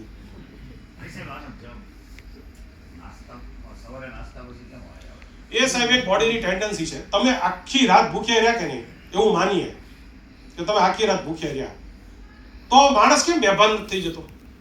મેં રાત્રે 10 વાગે ખાવાનું મૂકી દીધું તો મને હાઇપો કેમ નથી થતું? એની માટે શરીરની એક પ્રક્રિયા છે, લીવરમાં ગ્લાયકોજન સ્ટોર થયું હોય. એ ગ્લાયકોજન છે એ આપણું પીપીએફ છે. જ્યારે તમને તકલીફ પડે ત્યારે પીપીએફ માંથી તમે પૈસા ખેંચો. એમાં ગ્લાયકોજન જે સ્ટોર થયું એ ફાસ્ટિંગ તમે કરો, ભૂખ્યા રહ્યો ત્યારે ગ્લાયકોજનનું ગ્લુકોઝમાં રૂપાંતર થાય. એટલે આખી રાત એ ગ્લુકોઝ લીવરમાંથી બને છે. એટલે એ ગ્લુકોઝ પ્લસ તમે બ્રેકફાસ્ટ જે લ્યો એનો ગ્લુકોઝ, એ બે ભેગું થાય એટલે એક શૂટ થશે. એ વસ્તુ લંચ પહેલા નહીં થાય. એટલા માટે બ્રેકફાસ્ટનું શુગર થોડુંક જેમાં પછીનું વધશે. આ ગ્લાયકોજન અન્ન આહારેનું વપરાઈ ગયું પછી કીટોન આવે. માણસ ઉપવાસ કરે પહેલા ગ્લાયકોજન બળી જાય, પછી ચરબીનો વારો આવે. અને ચરબી જ્યારે વપરાય ત્યારે કીટોન્સ આવે બોડીમાં. એટલે તમે વાંચ્યું છે ઘણીવાર કે માણસ ઉપવાસ ઉપર ઉતરવાનું કીટોન આવી ગયા. તો એ કીટોન છે એ ચરબીના બળવાથી આવે છે. એટલે ઉપવાસની બે પ્રક્રિયા છે. એક ગ્લાયકોજન ખતમ કરે લીવરમાંથી, જે લીવર માટે સારું છે, અને પછી ચરબી બાળે, જે બી બોડી માટે સારું છે. એટલે ઉપવાસ એટલા માટે અગત્યના છે. નકામી વસ્તુ, થર્ડ ક્લાસ, કોઈ દિવસ કરવાનો નહીં. આડો અવળો ચાળો, આપણને ભગવાને પેટ આપ્યું છે એ રોજ જમવા માટે આપ્યું છે. એટલે ઇન્ટરમિટન્ટ ફાસ્ટિંગ આ બધું છે ને, આ બધી ફેન્સી વસ્તુઓ છે. અને સ્ટડીઝ have ઓલરેડી શોન કે એનાથી કાર્ડિયાક મોર્ટાલિટી વધી છે. Heart attack, civil stroke intermittent ફાસ્ટિંગથી વધારે થાય છે. માણસની પ્રકૃતિ એવી છે ને, હું તમને એક જ દાખલો આપું. જેનું અધૂરા મહિને જન્મ થયો હોય, જે બાળક ઓછા વજન સાથે આવ્યું હોય, જે 1.5-2 કિલો સાથે જન્મ્યો હોય, એ બધા ડાયાબિટીક થાય છે. કેમ? કારણ કે એને પ્રકૃતિએ કીધું ખા નહીં તો તું મરી જઈશ. એટલે જે અધૂરા મહિને બાળક આવ્યું એનામાં સતત ખાવાની એક ટેન્ડન્સી ડેવલપ થાય છે. એવી રીતે ઇન્ટરમિટન્ટ ફાસ્ટિંગમાં કેવું થશે કે જે દિવસે વ્યક્તિને ખાવાનું તે દિવસે બ્રેક નહીં મારે. એટલે એ ધંધો કરવાનો નહીં. એની કરતાં આપણા જે ફાસ્ટ વચ્ચે રાખો એ પાછા ફરાળવાળા, એટલે એ તો બોગસ જ છે. પણ સાચા ઉપવાસ જો તમે કરતા હો તો એ હંમેશા આપણી માટે સારા છે. હવે એક્સરસાઇઝ ઉપર આવું, કારણ કે આ કોઈ કરતું નથી.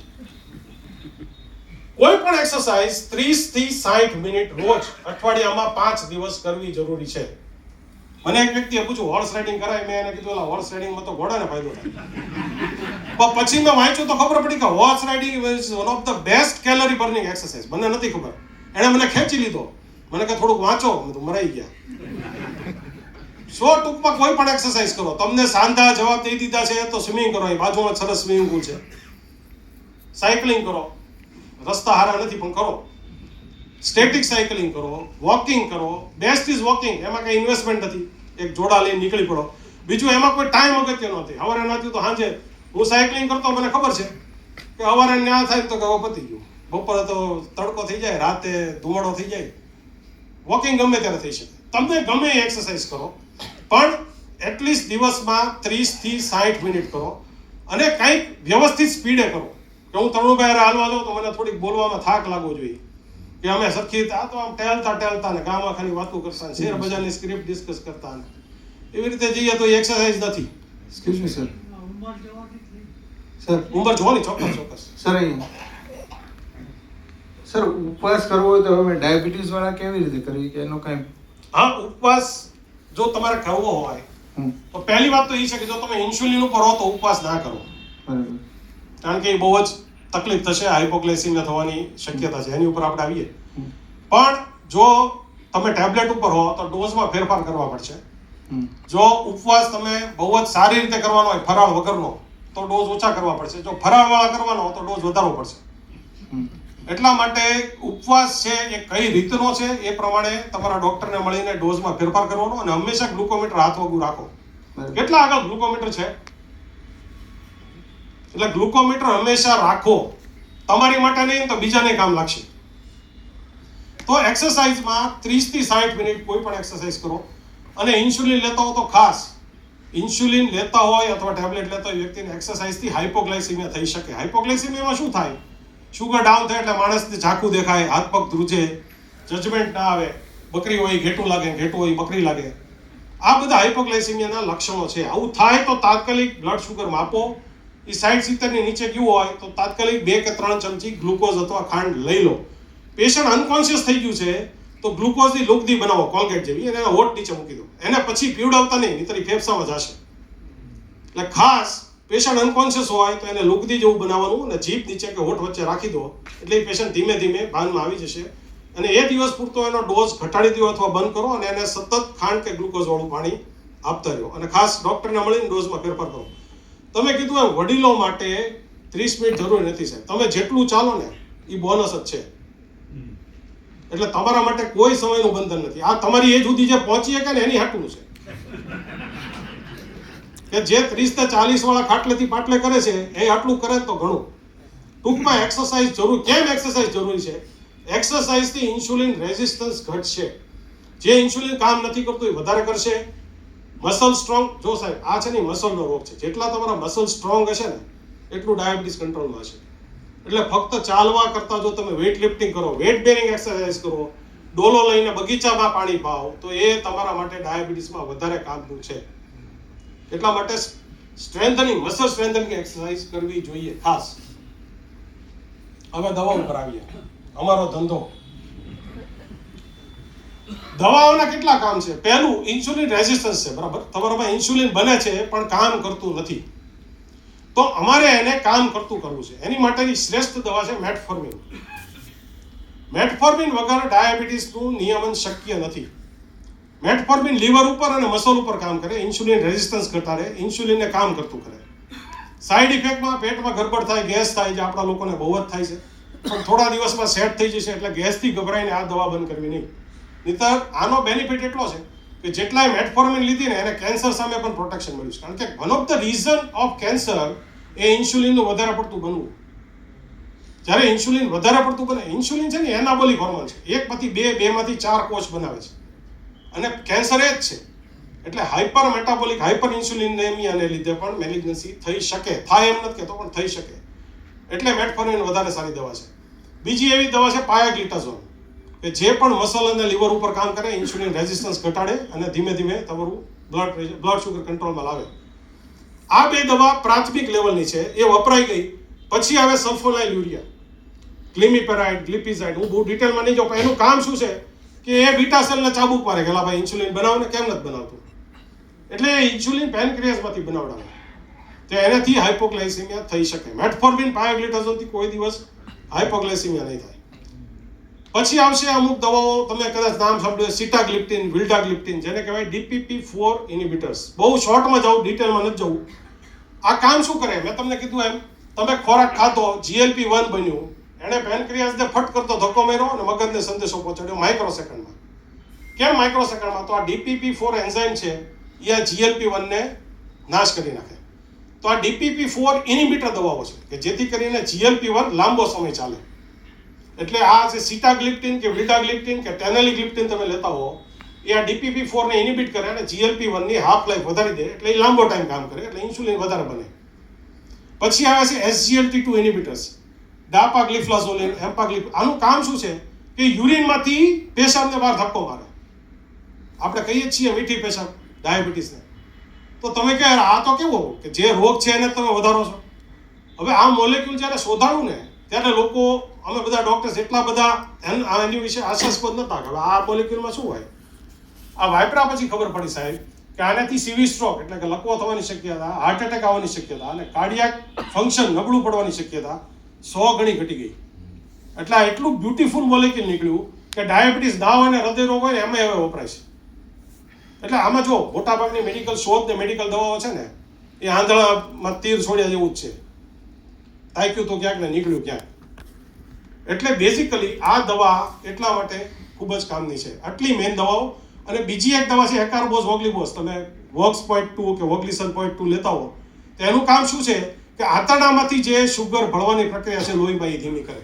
આટલી દવાઓ મેનલી વપરાય છે. આ એક બ્રિટિશ મ્યુઝિયમમાં ફોટો છે, મીન્સ આ છે, ફોટો નથી પણ આ છે જ. આ બ્રિટિશ મ્યુઝિયમનો ફ્લોર છે ને એની ઉપર આ દવાઓ પાથરી છે. આ દવા એક ડાયાબિટીક પેશન્ટ છે બ્રિટિશ, એણે 1 વર્ષમાં લીધેલી ટીકડીઓ છે. કારણ ત્યાં કોમ્બિનેશન એલાઉડ નથી. તમે ગમે એટલી ગાળો દો અમને કે દેશને ગમે એને, આપણા દેશમાં કોમ્બિનેશન એલાઉડ છે. એટલે આ ભાઈ જો આપણા દેશમાં રહેતા હોત ને તો આટલા ભાગમાં જેનું હોત. કારણ કે અહીંયા આપણે 4 દવા કમ્બાઈન કરીએ છીએ, 3 ટીકડીઓ કમ્બાઈન કરીએ છીએ એક દવાની અંદર, 3 એજન્ટ્સ. યુએસએમાં કે બ્રિટનમાં એલાઉડ નથી. એટલે આ પીલ બર્ડન જુઓ તમે. હવે આ પેશન્ટને તમે કઈ રીતે સમજાવો કે ભાઈ દવા લેવી જરૂરી છે? એટલે પ્રોબ્લેમ આ છે કે તમારા પ્રોબ્લેમ્સ અલગ છે, અમારા અલગ છે. અમને એ નથી ખબર કે તમે હવે આ બધું ખાઈ ખાઈને કંટાળી ગયા છો. અમને એમ જ છે કે અમે એક કાગળમાં 10 દીકે દવા લખી તમારે લેવી જ પડે. એની સામેના પ્રોબ્લેમ આ પણ છે, પીલ બર્ડન્સ. હવે ઇન્સ્યુલિન ઉપર આવું બહુ શોર્ટમાં જઈશ કારણ કે આની ઉપર આખો દિવસ જોઈએ. ઇન્સ્યુલિન જેમ ભાઈએ પૂછ્યું ને મેં કીધું એમ કે ટાઈપ 1માં તો ફરજિયાત છે જ, પણ ટાઈપ 2માં જ્યારે દવા કામ નથી કરતી ત્યારે ઇન્સ્યુલિન લેવું જરૂરી બને છે. ટેબ્લેટ્સ વિશે કોઈને કંઈ પૂછવું છે? દવાઓ વિશે? ખાસ તો સર થોડું યુરિન શુગર વિશે વધારે, કારણ કે મેં બહુ બધા પેશન્ટ્સ એવા જોયા છે કે જે હજુ પણ યુરિન શુગરના રિપોર્ટ જોઈને કે સ્ટ્રીપ ચેક કરી અને ગભરાતા હોય. ઇવન હું બહુ સિમ્પલ એક્ઝામ્પલ આપું કે હું જર્મની હતો અને મને હાર્ટ પ્રોબ્લેમ છે એટલે મને એના માટે થઈને ડેપાગ્લેપ્સિસ આપી છે. હવે I was not aware, being a pharmacist also I was not aware કે આની મિકેનિઝમ ઓફ એક્શન છે, યુરિનમાં ગ્લુકોઝ નીકળી જાય છે. અને ત્યાં મને યુરિન ઇન્ફેક્શન થયું અને મારે suddenly I had to rush to the doctor. અને એને આ ખબર નહોતી કે હું આ લઉં છું, તો એ પણ ચોંકી ગયા કે ભાઈ આટલું બધું યુરિનમાં શુગર છે, તમે ક્યારેય કંટ્રોલ નથી કર્યો. એટલે ત્યારે મને આ વસ્તુની ખબર પડી કે ભાઈ આ મને ફ્રીક્વન્ટ યુરિન ઇન્ફેક્શન થવાનું કારણ પણ કદાચ આ જ છે. તો મોસ્ટલી ઘણી બધી વાર એવું બનતું હોય કે પેશન્ટ આવી દવાઓ લેતું હોય અને યુરિનનું શુગર વધતું હોય, પેશન્ટ ગભરાતું હોય કે ભાઈ મને તો યુરિનમાં આટલી બધી 3+ ને 4+ શુગર આવે છે. તો થોડુંક એ બાબતે જરા, કારણ કે આપણે એ જગ્યાએ લખ્યું હતું કે urine sugar is not necessary. Urine sugar હવે જરૂરી નથી, નિદાનમાં પણ અને સારવારના નિયમનમાં પણ.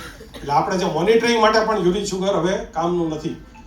પહેલા મેં તમને કીધું એમ બેનેડિક સોલ્યુશન જે આપણે કરતા ગરમ કરીને, મારા ફાધર કરતા, મને ખબર છે, કારણ કે ત્યારે બ્લડ શુગર થતા જ નહોતા. પણ હવે આ દવાઓ, એક તો ડાપાગ્લિફ્લોઝોલિન ચાલુ હોય તો યુરિન શુગર વ્યક્તિને ડાયાબિટીસ હોય તો 4+ આવશે. એસ્પિરિન લેતું હોય તો બી 2+, 3+ આવશે.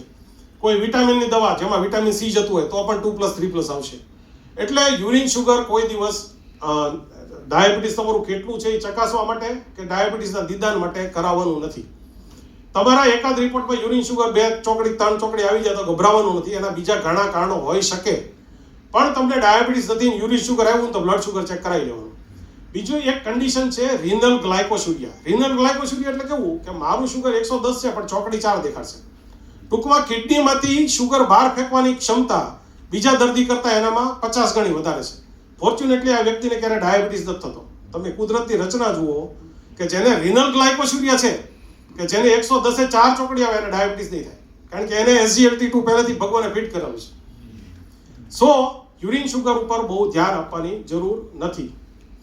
એક ખાસ અમુક પેશન્ટ એમ કે મારા દવા આખી જાડામાં બહાર નીકળે છે, એને કહેવાય એક હાઇડ્રોજન જેલ મેટ્રિક્સ ટેકનોલોજી. એ એક એવી ટેકનોલોજી છે કે જેથી ટીકડી તમારા આંતરડામાં 24 કલાક રહે, એમાંથી ધીમે ધીમે એમાં એક લેઝરથી કાણું પડ્યું હોય, એનાથી દવા છૂટી પડે, લોહીમાં ભળે અને ખોળિયું, આપણે કેમ હિન્દુ માઇથોલોજીમાં કહે છે કે ખોળિયું છેલ્લે નીકળી જાય, એમાં આમાંય ખોળિયું નીકળી જાય. હવે ઘણા એ ધોઈને વાટકીમાં લઈને આવે બીજે દિવસે. અમારો જમવાનો ટાઈમ થયો હોય અને પેશન્ટ આવે કે સાહેબ આ ઝાડામાં આખી બહાર આવે છે, ને કેટલાક નરબંકા હોય તો આને ધોઈને પછી ખાવાનો પણ પ્રયત્ન કર્યો છે. એટલે બેઝિકલી આ જે છે એ ખોળિયું છે સાહેબ. આમાંથી ટીકડી જે દવાઓ હતી ને એ બધી ભળી ગઈ લોહીમાં. હવે આને જવા દેવાનું છે. તો કેમ કે કાલ મેં ભેળ નથી ખાધી તો મમરો નીકળ્યો, મમરો નથી, એ ઓલી ટીકડી છે. સો ટીકડીઓ વિશે મેં વિડીયો બનાવ્યો ખાસ. આમાં મેં તમને છે ને એક બુકમાં એક QR કોડ આપ્યો છે. એ WhatsApp ચેનલ છે, એમાં કોઈ સ્કેમ નહીં થાય, એમાં તમારો નંબર બીજા નહીં દેખાય. એટલે કોઈ ચિંતા વગર જોડાજો. એમાં ઘણા વિડીયો છે, એમાં તમારા ઘણા બધા પ્રશ્નોનું નિરાકરણ થશે, કારણ કે બધું તો આપણે આજે કવર નહીં કરી શકીએ. પણ થિંગ ઇઝ કે ટીકડી લેવાના પણ અમુક નિયમ છે. અમુક છે ડાયાબિટીસથી જમ્યા પહેલા 20 મિનિટ એટલે લેવાની છે કે એનાથી ઇન્સ્યુલિન સરસ બને. જમ્યા પછી એટલે લેવાની છે કે શુગરને લોહીમાં ભળતું અટકાવે. અથવા સવારે એટલે લેવાની છે, સાંજે કેમ લેવાની છે, દરેકના અમુક નિયમ છે. એટલે એ પ્રમાણે આપણે પાલન કરીએ. બીજું વાટીને લેવાની ટેવ બહુ છે ભાઈ. ખાંડડીને દસ્તો ને સૂડી લઈને જ ફરતા હોય. હવે આ બધી દવાઓ છે ને એવી 24 કલાક કોટિંગ વાળી હોય. એને તો વાટી નાખો એટલે કોટિંગ વયું જાય, અથવા એને જીઆઈ ડિસ્ટર્બન્સ ના થાય, એસિડિટી ના થાય એવું કોટિંગ હોય. એ તમે ખરડ કરીને કાઢી નાખ્યું. એટલે ખાંડની દસ્તો છે ને એને એક સાઈડમાં મૂકો. આને જેમ આપી છે ને એમ ગળવાની છે. મહેરબાની કરીને આની હળિયું ના કરો. ઘણા એમ કે મારું ગળું ભગવાને સાંકળું દીધું. ભગવાન આગળ એક જ ડાય છે, બધાના ગળા એક હરખા બનાવ્યા છે. એટલે એવું ના માનો. ઘણાનું પેનિક થઈ જાય, મને અટકશે તો ગળે, એટલે બી જાય ને એટલે સ્પાઝમ આવે. એટલે એ ડરવાનું નહીં, આ અંદર જ જવાની. આમાં બીજો રસ્તો ભગવાન આપ્યો જ નથી. અને એકવાર અહીંયાથી નીચે ગઈ પછી શ્વાસ તળીમાં જ જવાની. ઘણાને એમ થાય ફેફસામાં વહી જશે તો. ડાક્ટરને જે ફેફસામાં નાખવું હોય ને એમાં કેટલી તકલીફ પડે છે. આ હમણાં ધાનક સાહેબ પૂછો, એન્ડોટ્રેકિયલ ટ્યુબ નાખવી હોય તો ઈસોફેગસમાં જ જાય. એટલે એમ નથી નહીં, મારાથી. કોઈને ટેબ્લેટ્સ વિશે બીજું કાંઈ? ડોક્ટર કે હાફ લેજો તો કોઈ હાફમાં તો જે સાહેબ હાફ લેવાની હોય ને એમાં વચ્ચે કાપો હશે. જે ટીકડીમાં વચ્ચે કાપો હશે ને એ અડધી થાય. બીજું, મોટા ભાગના ડોક્ટરો, હવે એમાં મારો આવી ગયો રોલ, એ ટીકડી જોતા જ નથી. અમને નથી ખબર કાપો છે કે નહીં. Thanks to one medical officer મારે ત્યાં આવી હતી, એ દીકરીએ મને એટલું શીખવાડ્યું. એટલે હું કહું, અમે મેડિકલ ઓફિસર પાસેથી બી શીખી શકો. એણે શું કર્યું, દરેક દર્દીને કીધું તમારે દવા લઈને જવાનું મારે ત્યાં, એમને નહીં આવવાનું. એક એક ટીકડી જોવાની. ઘણી વાર આપણે લખ્યું હોય ને એનાથી ઊંધી દવા લેતું હોય પેશન્ટ. 2 લખી હોય તો 1 લેતું હોય, 1 લખી હોય તો એકાત્રે લેતું હોય. આ બધું બહુ કોમન છે. તમે કયો ને એમ નહીં કરે. મને મારા પપ્પા કહેતા, ભાવનગરના નહીં પણ એની ભાવનગરમાં હતા એટલે ભાવનગરનું કહેતા, પણ આ સૃષ્ટિનો નિયમ છે કે ભગવાને દર્દીને મોઢું આપ્યું છે ને જેટલું મજબૂત એટલા કાન નથી આપ્યા. તમે ગમે એટલું કહેશો ને એનું 50% જો અનુસરે ને તો તમે જંગ જીતી ગયા. થિંગ ઇઝ, જો ટેબ્લેટમાં વચ્ચે કાપો હોય તો એ અડધી કરવાની. જો કાપો ના હોય ને તમને અડધી કરવાનું કીધું હોય તો બેટર કે તમે એકાત્રે લ્યો. જો ડોઝ એકાત્રે લેશો તો એ અડધા જેટલું જ કામ કરશે. સાહેબ આપે દવા માટે કીધું ને, પણ sometimes V feel that there is a sensation કે અહીંયા આગળ સુધી આવી, અહીંયા આગળ અટકતું એવું લાગે, ધીરે પછી પાણી પીવું પડે તો જ એ નીચે ઉતરે. That we feel. પણ એ આપણો ફિયર છે સાહેબ. અને એમાં કઈ વાંધો નહીં, આપણે ખાઈએ ત્યારે સેન્સેશન આવે જ છે ને. આપણે રસગુલ્લું ખાઈએ તો છે જઠર સુધી આપણે મીઠું નથી લાગતું. So sensation is part of life. એમાં કઈ ખોટું નથી. ભાઈ જવાની ત્યાં જ છે એટલે ચિંતા નહીં કરો, એ અટકવાની નથી. બહુ મોટી, મારે એક પેશન્ટ વચ્ચે આ ફાર્માવાળા ભાઈઓ અમારા સમજતા જ નથી. એ બેગ લઈને નીકળી પડે. બધું તમે ક્યારેક પેશન્ટ આગળ તો બેહો, આવડી મોટી ટિકિટ, મેં તો આ ભેંસને દેવાની છે. મારે ગામડાના પેશન્ટ આવીને મને કહે સાહેબ આ તમે જુઓ તો ખરા. મેં તો વાત તારી સાચી છે. એટલે ઓલવેઝ અમારા ખાસ ડોક્ટરોએ હંમેશા દવા જોવી તો જોઈએ. એકવાર નજર તો નાખવી જ પડે કે આ હું આ બધા વેચે છે. સર, આપણે 150 થી 200 વચ્ચે રહેતો હોય શુગર, અને ટેબ્લેટથી આપણે કંટ્રોલ કરીએ. પછી સાહેબ અમુક સમય આપણે પરજી લઈએ, કસરત કરીએ, અમુક સમય જાય અને પેનક્રિયાસ પછી સાહેબ કામ કરે, ઇન્સ્યુલિન સ્રાવ કરે કે પેનકી પછી ટેબ્લેટ નિયમિત ચાલુ રાખવી જ પડે. જો ભાઈ અમે એવું મેં તમને કીધું એમ તમારી પ્રક્રિયા 15 વર્ષ પહેલા ચાલુ થઈ ગઈ છે. એટલે તમને ભગવાન જો રિવર્સ ગેર આપે ને તમારી એજ અત્યારે 45 હોય તમે 30 જઈ શકતા હો તો દવા બંધ થાય. તમારું જે ડેમેજ થવાનું તો એ થઈ ચૂક્યું છે. હવે તમે દવા નહીં લ્યો તો એ પ્રક્રિયા આગળ તો વધવાની જ છે. એમાં રિવર્સ ગેર નથી. આપણે બ્રેક મારી છે. દવાથી આપણે સાહેબ ઇન્સ્યુલિન આપણે કંટ્રોલ થાય તો પછી પેનક્રિયાસમાંથી જે પ્રોડ્યુસ જે છે એ કન્ડિશનમાં રહે. એ એમ જ કન્ડિશનમાં રહે. ક્યારે ના રહે કે જ્યારે વ્યક્તિ સાવ ફેટલેસ ખોરાક, કાંઈ જ અંદર ચરબીનું નામ નહીં, કાર્બોહાઈડ્રેટનું નામ નહીં, જે રિવર્સલ ઓફ ડાયાબિટીસનું સ્કેમ ચાલે છે ને યાદ છે.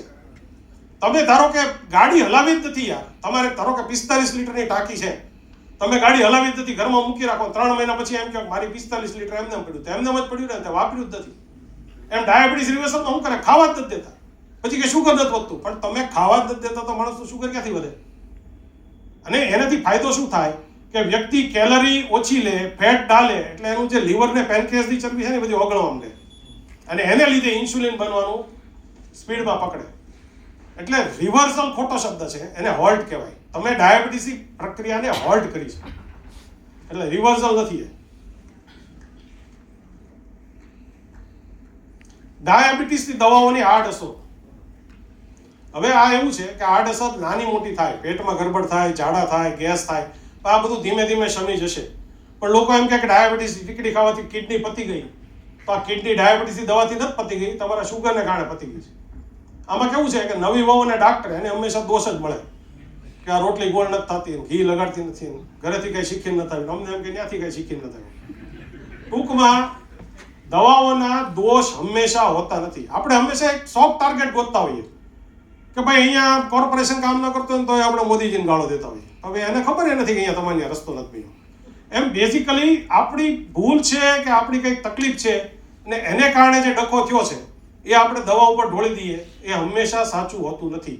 અમુક આડઅસરો હોય છે પણ એ ડૉક્ટરને ખબર હોય છે. ધારો કે હિમલભાઈએ કીધું એમ કે જો SGLT2 ઇન્હિબિટર લેતું હોય પેશન્ટ, એટલે અમે હંમેશા એક દ્રષ્ટિ રાખીએ કે આને યુરિનમાં ઇન્ફેક્શન નથી ને, સહેજ બી પસસેલ આવે એટલે ફટ કરતી બંધ કરીએ. દાપાગ્લિફ્લોઝોલિન અમે બંધ કરવામાં એક ક્ષણ ચૂકશું નહીં.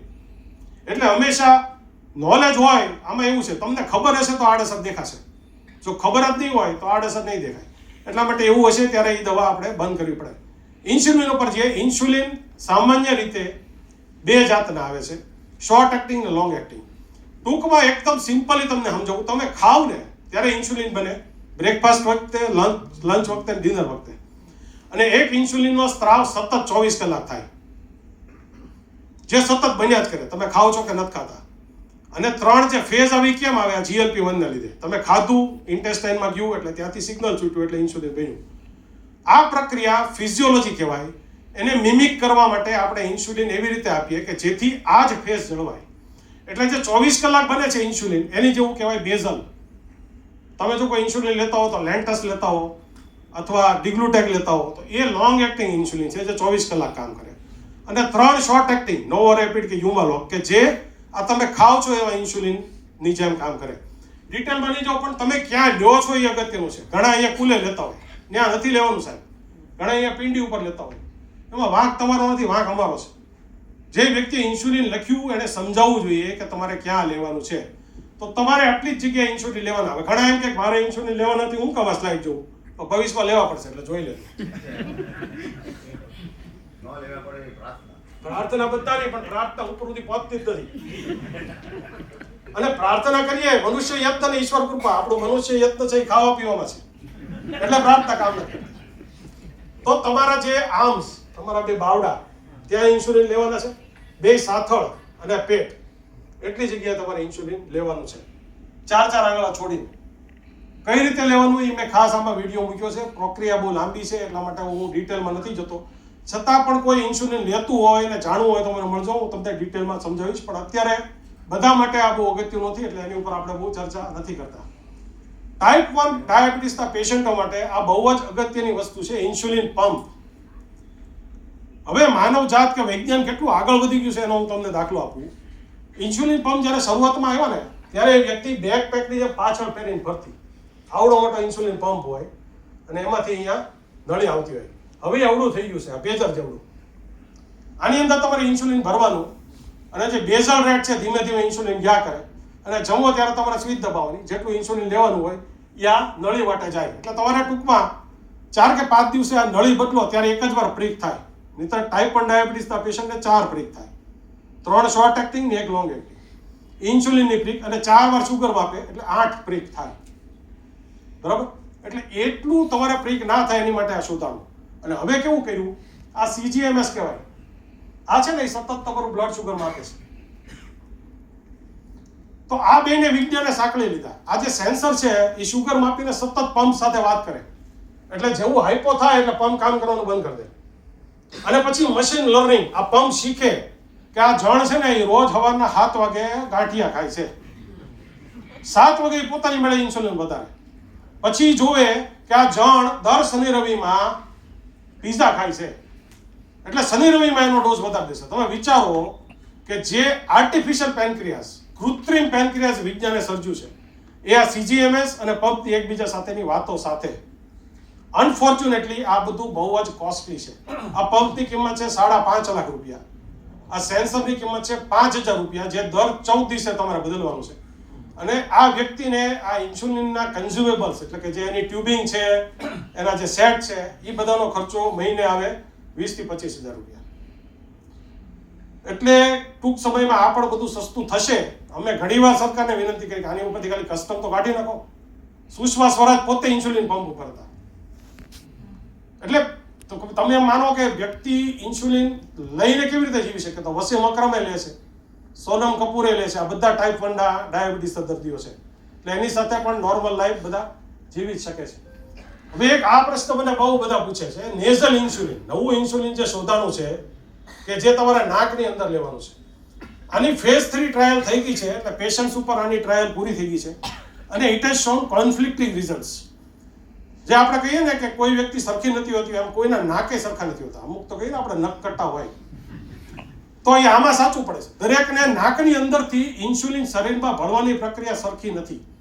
જેટલું સરસ તમે ચામડીમાં લઈને ઇન્સ્યુલિન, પ્રિડિક્ટેબલ રિસ્પોન્સ, કે તમે 10 મિનિટ લીધું તો 150 તમારું શુગર ઓછું થશે. આમાં એવું નથી, બરાબર?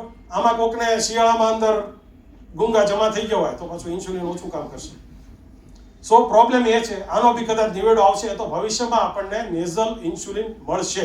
અત્યારના તબક્કે ઇન્સ્યુલિન આપણે 100% જ લેવાનું છે. મોનિટરિંગ ક્યારે માપવાનું? દરેક પેશન્ટ પૂછે કે માપવાનું ક્યારે?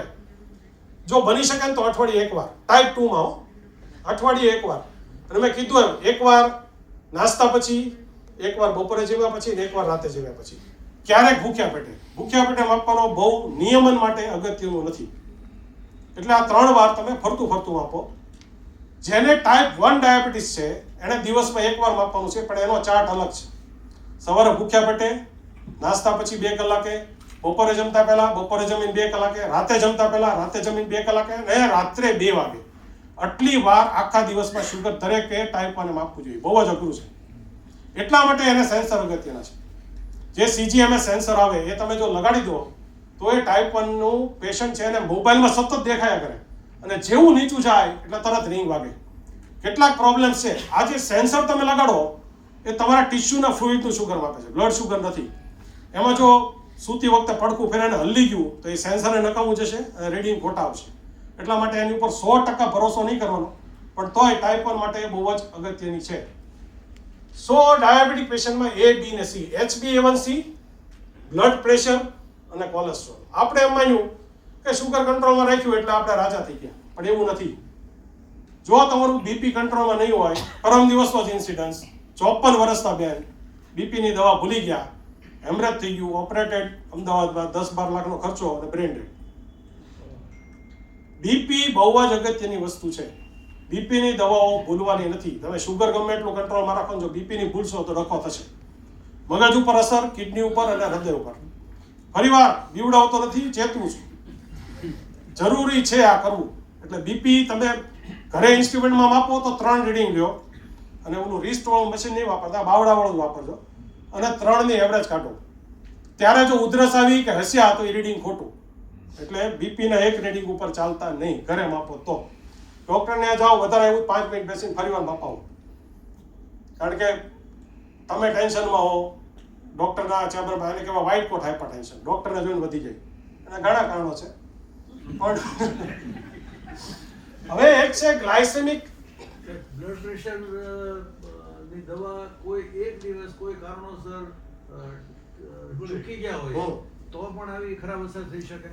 એક ટીકડીમાં લગભગ નહીં થાય, એક ડોઝમાં લગભગ. પણ એ કેવું તમારો બીપી છે, મેલિગ્નન્ટ હાઇપરટેન્શન, એટલે જેનું બીપી 200, 250, 300 રહેતું એને ભૂલવાનું નથી.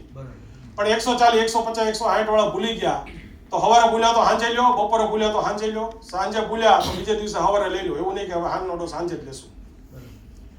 જાગ્યા ત્યારથી સવાર જેવું યાદ આવ્યું એટલે લઈ લેવાનું. તમને એક બહુ સરસ એક્ઝામ્પલ આપું, આની ઉપરથી જ આપું.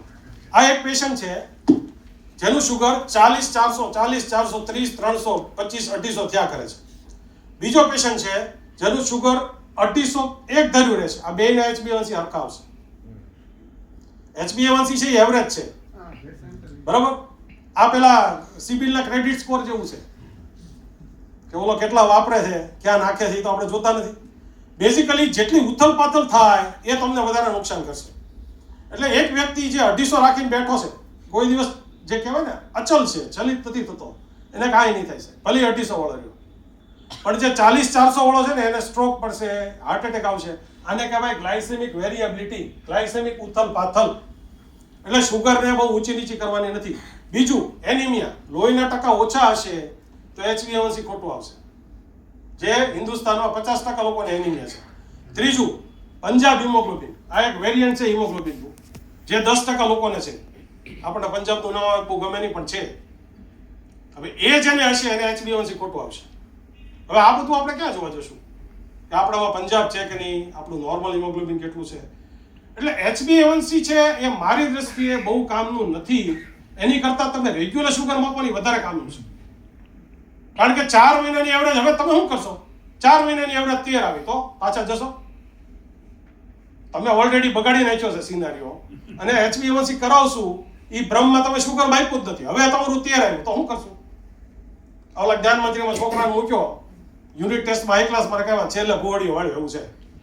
એટલે અલ્ટિમેટલી તમે જે ટેસ્ટ કરો છો એ જો રોજિંદુ કરશો ને તો તમે એમાં ફેરફાર કરી શકશો. જો અમે દિવાળીમાં ખાધું હતું તમારું વધારે આવ્યું, હવે તમે દિવાળીમાં ખાવ ને તો HbA1c તમને હોળીમાં કહેશે કે તમે દિવાળીમાં ખાધું હતું. એટલે HbA1c એટલા માટે કામનું નથી. સાહેબ આપે જે બીપી ના જે ભયસ્થાન બતાવ્યું તો કોલેસ્ટ્રોલ બાબતમાં છે એવું કોઈ? કોલેસ્ટ્રોલની વાત કરીએ. કોલેસ્ટ્રોલ વિશે એટલી બધી ગેરસમજણો છે વોટ્સએપ યુનિવર્સિટીમાં. કોલેસ્ટ્રોલ નકામી છે, સ્કેમ છે. એક જ એક્ઝામ્પલ દઉં. ભાવનગરના એક બહુ જ પ્રતિષ્ઠિત બુક સેલર, એના ફેમિલીમાં કોઈ 40 થી આગળ વધતું નહીં, બધા મરી જતા. કારણ કે બધાના કોલેસ્ટ્રોલ 300-350 રહેતા. જ્યારથી સ્ટેટિન માર્કેટમાં આવી ને બધા 70 વર્ષના થયા છે. એક જ એક્ઝામ્પલ હું દઉં, જેને સ્ટેટિને ગાળો દે ને એને. એટલે જે વ્યક્તિને કોલેસ્ટ્રોલ બહુ જ હાઈ છે, જેનામાં ફેમિલી હિસ્ટ્રી છે સડન કાર્ડિયક ડેથ અને હાર્ટ એટેકની, એના માટે સ્ટેટિન લેવા ફરજિયાત છે. લાઈફ સેવિંગ ડ્રગ્સ, જે 3 લાઈફ સેવિંગ ડ્રગ એસ્પિરિન છે, સ્ટેટિન છે અને ક્લોપિડોગ્રેલ છે. તમને એટેક આવે ને તો 3 વસ્તુ જો તમે લઈ લો તો તમે હોસ્પિટલ સુધી પહોંચવાની શક્યતા તમારી 3 ગણી વધી જાય. એક સડન કાર્ડિયક ડેથ ઉપર વિડીયો છે યુટ્યુબમાં, એની લિંક હું તમને મોકલીશ જે કોઈને ઈચ્છા હોય એને, કે ખાસ તમને આવું થાય ત્યારે શું કરવું એ અગત્યનું છે. ECG ક્યાં કઢાવવાનો, કઈ દવા લઈ લેવાની કે જેથી કરીને તમારી બચવાની શક્યતા વધી જાય. ચંદુને અહીંયા સોડા પીવા નહીં જવાનું. આપણા ચંદુભાઈને મેક્સિમમ લોકો મર્યા છે ડોનમાં, કારણ કે છાતીમાં દુખે એટલે પહેલા ન્યા જાય. So ultimately statins are very good drug, પણ પ્રોવાઇડેડ કે તમારે સાચે એની જરૂર છે કે નહીં. જો કોલેસ્ટ્રોલ ખૂબ હાઈ છે તો એ લેવા જ જોઈએ, પણ LDL 140 હોય સ્ટેટિન ચાલુ કરી દેવાની સલાહ હું આપતો નથી. બહુ હાઈ કોલેસ્ટ્રોલ હોય, કાર્ડિયક પ્રોબ્લેમ હોય તો સ્ટેટિન્સ લેવા જોઈએ. સો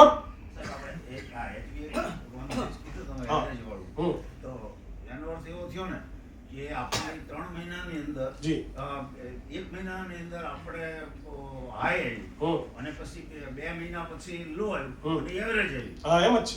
તો પછી તો એટલે જ કહું છું ને એનો મહત્વ નથી રહેતું, એટલે જ કહું છું. બીજું આ તમને દાખલો આપ્યો ને કે આ 2 વ્યક્તિ છે, એકને સતત ઊંચું નીચું થયા કરે, બીજાનું સતત હાઈ રહે, પણ બેની એવરેજ સરખી આવશે.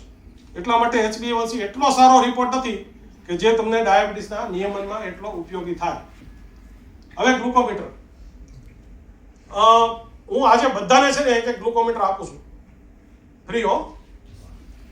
તમારી પાસે ગ્લુકોમીટર હોય તો તમે કોઈ એવી વ્યક્તિને આપો જેની આગળ ગ્લુકોમીટર નથી. આપણો ઉદ્દેશ એક જ છે કે દરેક વ્યક્તિએ શુગર ચેક કરવું જોઈએ. એટલે હું બધાને એક ગ્લુકોમીટર આજે આપવાનો છું. એમાં સ્ટ્રીપ્સ નહીં હોય એની માટે મને માફ કરજો. ખાલી ગ્લુકોમીટર અને લેન્સેટ કે જે એનું પ્રિકર હોય એટલું હું તમને આપીશ. એટલે તમે જાઓ ત્યારે બધા એક ગ્લુકોમીટર કલેક્ટ કરીને જજો. તમારી આગળ હોય તો એ વાપરો, આ કોઈ બીજાને આપો કે જેને જરૂર હોય. ગ્લુકોમીટર જાત જાતના મળે છે માર્કેટમાં. ગ્લુકોમીટર કયું લેવાનું? એવું લ્યો કે જેની સ્ટ્રીપ સસ્તી હોય. આ છે ને મોટું માર્કેટિંગ એક ગિમિક છે. ગ્લુકોમીટર તમને સસ્તું પકડાવી દે, પછી સ્ટ્રીપ તો 100 રૂપિયા લેશે. એટલે પહેલા તમે સર્વે કરો કે કોની સ્ટ્રીપ સસ્તી છે. ફ્લિપકાર્ટમાં જઈને જુઓ કે ભાઈ જો આની સ્ટ્રીપ છે ને એ આટલા વખતથી 20-25 રૂપિયાની જ મળે તો એ લેવાનું. બીજું ફ્રીલી અવેલેબલ હોવી જોઈએ. હું ચાઇનીઝ ગ્લુકોમીટર છે એ પેલા એક્સ્ટ્રા કલાકાર જેવા છે હિન્દી પિક્ચરના, એક પિક્ચરમાં આવે પછી ગુમ થઈ જાય. એની માર્કેટમાં મીટર આવશે પછી તમે સ્ટ્રીપ લેવા જાવશો ને તો કે આ કંપની બંધ થઈ ગઈ. આ ભાવનગરનો સ્પેશિયલ શબ્દ છે. દવા મેડિકલ વાળા આગળ ન હોય ને તો એમ કે કંપની બંધ થઈ ગઈ. કેવી કેવી કંપની બંધ કરે ખબર? ઇપ્કા, ટોરેન્ટ, સિપ્લા. પણ ગ્લુકોમીટર હંમેશા એવું લ્યો કે જે ઇઝીલી અવેલેબલ હોય, સ્ટ્રીપ સસ્તી પડતી હોય. ગ્લુકોમીટરમાં વેરિએશન આવે છે એવો એક ખાસ લોકોની ફરિયાદ હોય છે. તો આ એક રફ આઈડિયા માટેનું મશીન છે. આ જ્યારે 150 દેખાડે ત્યારે તમારું શુગર 140 થી 180 વચ્ચે કાંઈ પણ હોઈ શકે. આ ચોક્કસ આંકડો પકડીને હાલવા માટેનું નથી. પણ ના મામા કરતા કાણો મામો હારો, અને કાણો મામો ન હોય તો મામી તો સાચવશે. એટલે મહેરબાની કરીને આ ગ્લુકોમીટર વાપરવાનું જ છે. તમે જે પ્રિક કરો ને એ સાઈડમાં કરો છો.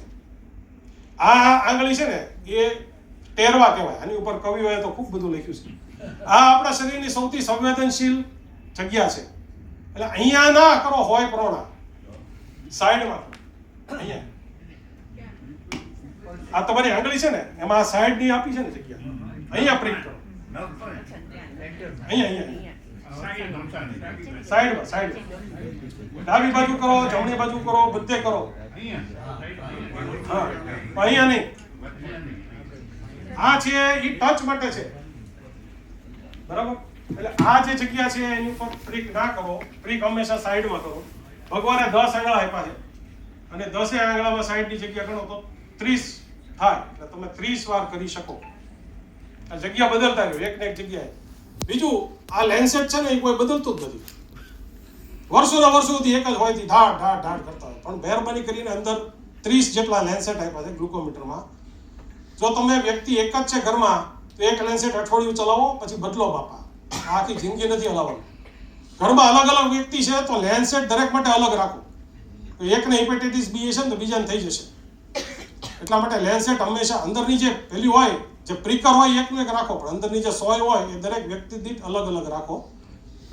તમે જ્યારે શુગર માપો ત્યારે આ આંગળીને બહુ દબાવવાની નથી. એટલી આમાં છે ને અંદર ડાયલ હશે, તમે જેટલું ફેરવશો એટલું ફોર્સફુલી એ પ્રિક કરશે. એટલું ફોર્સફુલી ના કરો કે સીટમાંથી ઊભા થઈ જવાય, પણ એટલું નબળું પણ ના કરો પછી આમ આંગળી દબાવીને કાઢવું પડે. જો આંગળી દબાવીને કાઢશો તો આજુબાજુનું ફ્લુઇડ લોહીમાં ભળશે અને શુગર તમારું ખોટું આવશે, લો આવશે. એટલે ફ્રી ફ્લો થવો જોઈએ, એમ દબાવવાનું તરત નીકળવું જોઈએ. એને અડાડો ને એ તમને 10 સેકન્ડ કે 5 સેકન્ડમાં રિઝલ્ટ આપશે. આ ગ્લુકોમીટરનું કામ. એટલે ગ્લુકોમીટર શું કરે કે જે તમારું શુગર છે એ તમારું જે સ્ટ્રીપ મૂકી એની હારે કેમિકલ રિએક્શન કરે, એનાથી એક કરંટ બને અને એ કરંટ માપે, એ તમારું બ્લડ શુગર રીડિંગ આપે. એટલું ગ્લુકોમીટરનું કામ છે. સર, ગ્લુકોમીટરથી રીડિંગ લઈએ ને તો એક હાથમાં 300 ને એક હાથમાં 290 આવે સેમ ટાઈમે. પણ મેં કીધું ને મેડમ, એ સરખું જ છે. એ 500ની 2 નોટ ને 1000ની 1 નોટ જેવું છે. હવે 1000ની તો મળતી નથી એટલે ખોટું ઉદાહરણ દેવાઈ ગયું. પણ બેઝિકલી વેલ્યુઝ આર સેમ. મેં તમને કીધું એમ, એ જે 300 આવ્યું ને ધેટ મીન્સ કે તમારું શુગર 310 થી 250 સુધીનું કાંઈ પણ હોઈ શકે છે. આ રેન્જ દેખાડે. ફરીવાર આ વસ્તુ ખાસ કરીને બાપા લેબોરેટરી વાળા હારે ઝઘડવા ના જાઓ કે મારું મીટર આટલું દેખાડે છે ને તારી લેબ ખોટી છે, અથવા તારી લેબ સાચી છે ને મીટર નકામું. બે સાચા જ છે, આ તમારી રેન્જ દેખાડશે. મીટર બદલવાનું ક્યારે? એક વસ્તુ યાદ રાખો, આ આજીવન નથી. આની આવર્તતા 2 વર્ષની છે. 2 વર્ષ પછી આ ખોટું દેખાડવાનું ચાલુ કરશે. એટલે 3 મહિને 6 મહિને એકવાર લેબોરેટરીમાં અને મીટરમાં એક જ ક્ષણે કરવાનું. એક જ ક્ષણે કેમ? મેં તમને આગલી સ્લાઇડમાં દેખાડ્યું એમ. બ્લડ શુગર છે ને એ શેર બજારનો સેન્સેક્સ છે. દર સેકન્ડે ઊંચો નીચો થશે. અત્યારે 250 છે, પછી 220 થશે, પછી 200 થશે, પછી 300 થશે. એટલે એક રીડિંગ 300 આવ્યું, ઘરે આવ્યો, હાલતો માપ્યું મીટરમાં ને અલગ આવ્યું તો આવશે જ ભાઈ. એટલે તમારે જ્યારે લેબ આરે ચેક કરવાનું છે ત્યારે તમે મીટર લઈને લેબમાં જાઓ અને એ જ ક્ષણે માપો. જ્યારે પેલો લેબમાંથી સેમ્પલ લે છે ને એને કહેવાનું કે એક ટીપું મૂક આમાં, પછી તમારે પ્રિક કરવાની જરૂર નથી. એ જે સેમ્પલ લે છે એમાંથી જ એક ટીપું માપો અને પછી લેબના રીડિંગ આરે સરખાવો. 10% ફેરફાર બરાબર છે, કારણ કે લેબમાંથી કરે ને એ વિનસ બ્લડ છે, શીરાનું. તમે કરો છો એ કેપિલરી ધમનીનું બ્લડ છે. એટલે ધમની ને શીરામાં 10%નો ફેરફાર આવશે. તો એનાથી મોટો ફેરફાર હોય, લેબોરેટરી 250 દેખાડું, તમારું મીટર 63 દેખાડે તો ડખો. મારે એક પેશન્ટ બહુ ખુશ હતા, સાહેબ 150ની બહાર જતું જ નથી. જેટલી વાર માપે ને 150. હવે તમને શંકા થવી જોઈએ કે મારા એવા લખણ નથી કે 150 આવે, પણ એ એટલા રાજી હતા ને. મેં પકડ્યું, મેં આ બોસ લોચો છે. એટલે મેં પેલા મારા મીટરથી માપ્યું તો 360 આવ્યું. તો મને કહે સાહેબ આ ખોટું લાગે છે. હવે કયું ખોટું છે હવે આપણે નક્કી કરીએ. એ લેબમાં કરાવ્યું તો મીટર જ ફોલ્ટી હતું. એટલે જ્યારે મીટર એક આંકડો પકડીને હાલે ને ત્યારે હંમેશા વિચારો કે આ લોચો છે અને આની આવર્તતા 2 વર્ષથી છે, આજીવન ના ચાલે. આ લોકો તમને લાઈફ ટાઈમ રિપ્લેસ કરી દેશે, કારણ કે મેં કીધું એમ એ લોકોનો હેતુ સ્ટ્રીપ વેચવાનો છે, એને મીટર હારે કાંઈ નિસ્બત નથી. એટલે એ બહુ ભામાશા બનીને તમને બદલી દે, પણ નવું લઈ લેવાનું. મીટર લાંબો ટાઈમ એકને એક ચલાવવાનું જરૂર નથી. હવે અમે તમને કીધું એમ CGMS continuous glucose monitoring system. આનો રાફડો ફાટ્યો છે, ઘણા બધા સેન્સર આવી ગયા છે. જેને ડાયાબિટીસ ના હોય એવા લોકોને જીમવાળા ફિટ કરે છે. કે તમે કેટલું ખાવ ને કેટલું. માણસ પેનિક થઈ જાય, ગાંડો થઈ જાય છે આને જોઈને. એટલે આ ટાઈપ 2 ડાયાબિટીસ માટે નથી. મહેરબાની કરજો. કોઈ તમને એમ કે આ 3000 રૂપિયાનું સેન્સર ફિટ કરી દઉં, આ તમારે કરવાનું નથી. પેનિક થઈ જશો. આનું એક જ એડવાન્ટેજ છે, તમે 15 દિવસ પૂરતું પહેરશો ને તમને ખબર પડશે કે હેનાથી વધે છે. બેસ્ટ થિંગ, તમે માનો ઢોકળા બહુ સારા ખાજો, લ્યો 300 હડશે. બટેટા પૌવા બહુ હેલ્ધી, ખાઓ 250 હડશે. તમને ડાયટનો આઈડિયા આવી જશે. તમે જે વસ્તુને હેલ્ધી ગણો છો ને એ આ તમને કહેશે કે હેલ્ધી નથી. એટલા માટે આ સેન્સરનો ઉપયોગ ટાઈપ 2 વાળા કરી શકે. બાકી ટાઈપ 2 વાળા માટે સેન્સર અગત્યના નથી, અને ટાઈપ 1 વાળા માટે ખૂબ જ જરૂરી છે. મોંઘા છે, 2500 થી 3000 રૂપિયા 14 દિવસ હાલશે. એમાં ઘણા ગોટાળા કરીને 30 દિવસ હલાવે છે, પણ તોય મોંઘા તો છે જ. પહેરવાના છે અહીંયા એક નાનકડો ઇલેક્ટ્રોડ આવે, એ ચામડીની અંદર જતો રહે, સોય જેવો, વાગે નહીં. થોડાક દિવસ તમને લાગે ભારે છે, પણ પછી કંઈ થશે નહીં. એટલા માટે વાપરી શકાય. કહું છું એટલા માટે કે આ એક વસ્તુ છે જે વાપરી શકાય. સર, આપણે જનરલી જે સિસ્ટમ છે એ પ્રિક કરવાની સોયથી, પણ અત્યારે મીડિયામાં ઘણી બધી જગ્યાએ ઓક્સિમીટર આપણે સાવ જ ખોટા છે, એ ધંધે ચડતા નહીં. અત્યારે છે ને પલ્સ ઓક્સિમીટર વેચે છે કે તમે આંગળી લગાડો એટલે તમારું બીપીએમ. એલા ભાઈ, બીપીએમ નામ અપાય. એ ખાલી પલ્સ ઓક્સિમીટરમાં સેચ્યુરેશન આપશે અને ફિક્સ આંકડા દેખાડશે, 130 80 130 90. કોઈ મતલબ નથી. અત્યારે એક બીજું રિસર્ચ એવું થાય છે કે તમારા હિમોગ્લોબિનના કલર ઉપરથી બ્લડ શુગર કેટલું છે જાણી શકાય, પણ હજી એ બરાબર કામ આપતું નથી. એમ તો બીજો એક એવો બી રિસર્ચ થયો છે કે તમારી લાળમાંથી શુગર માપી દે.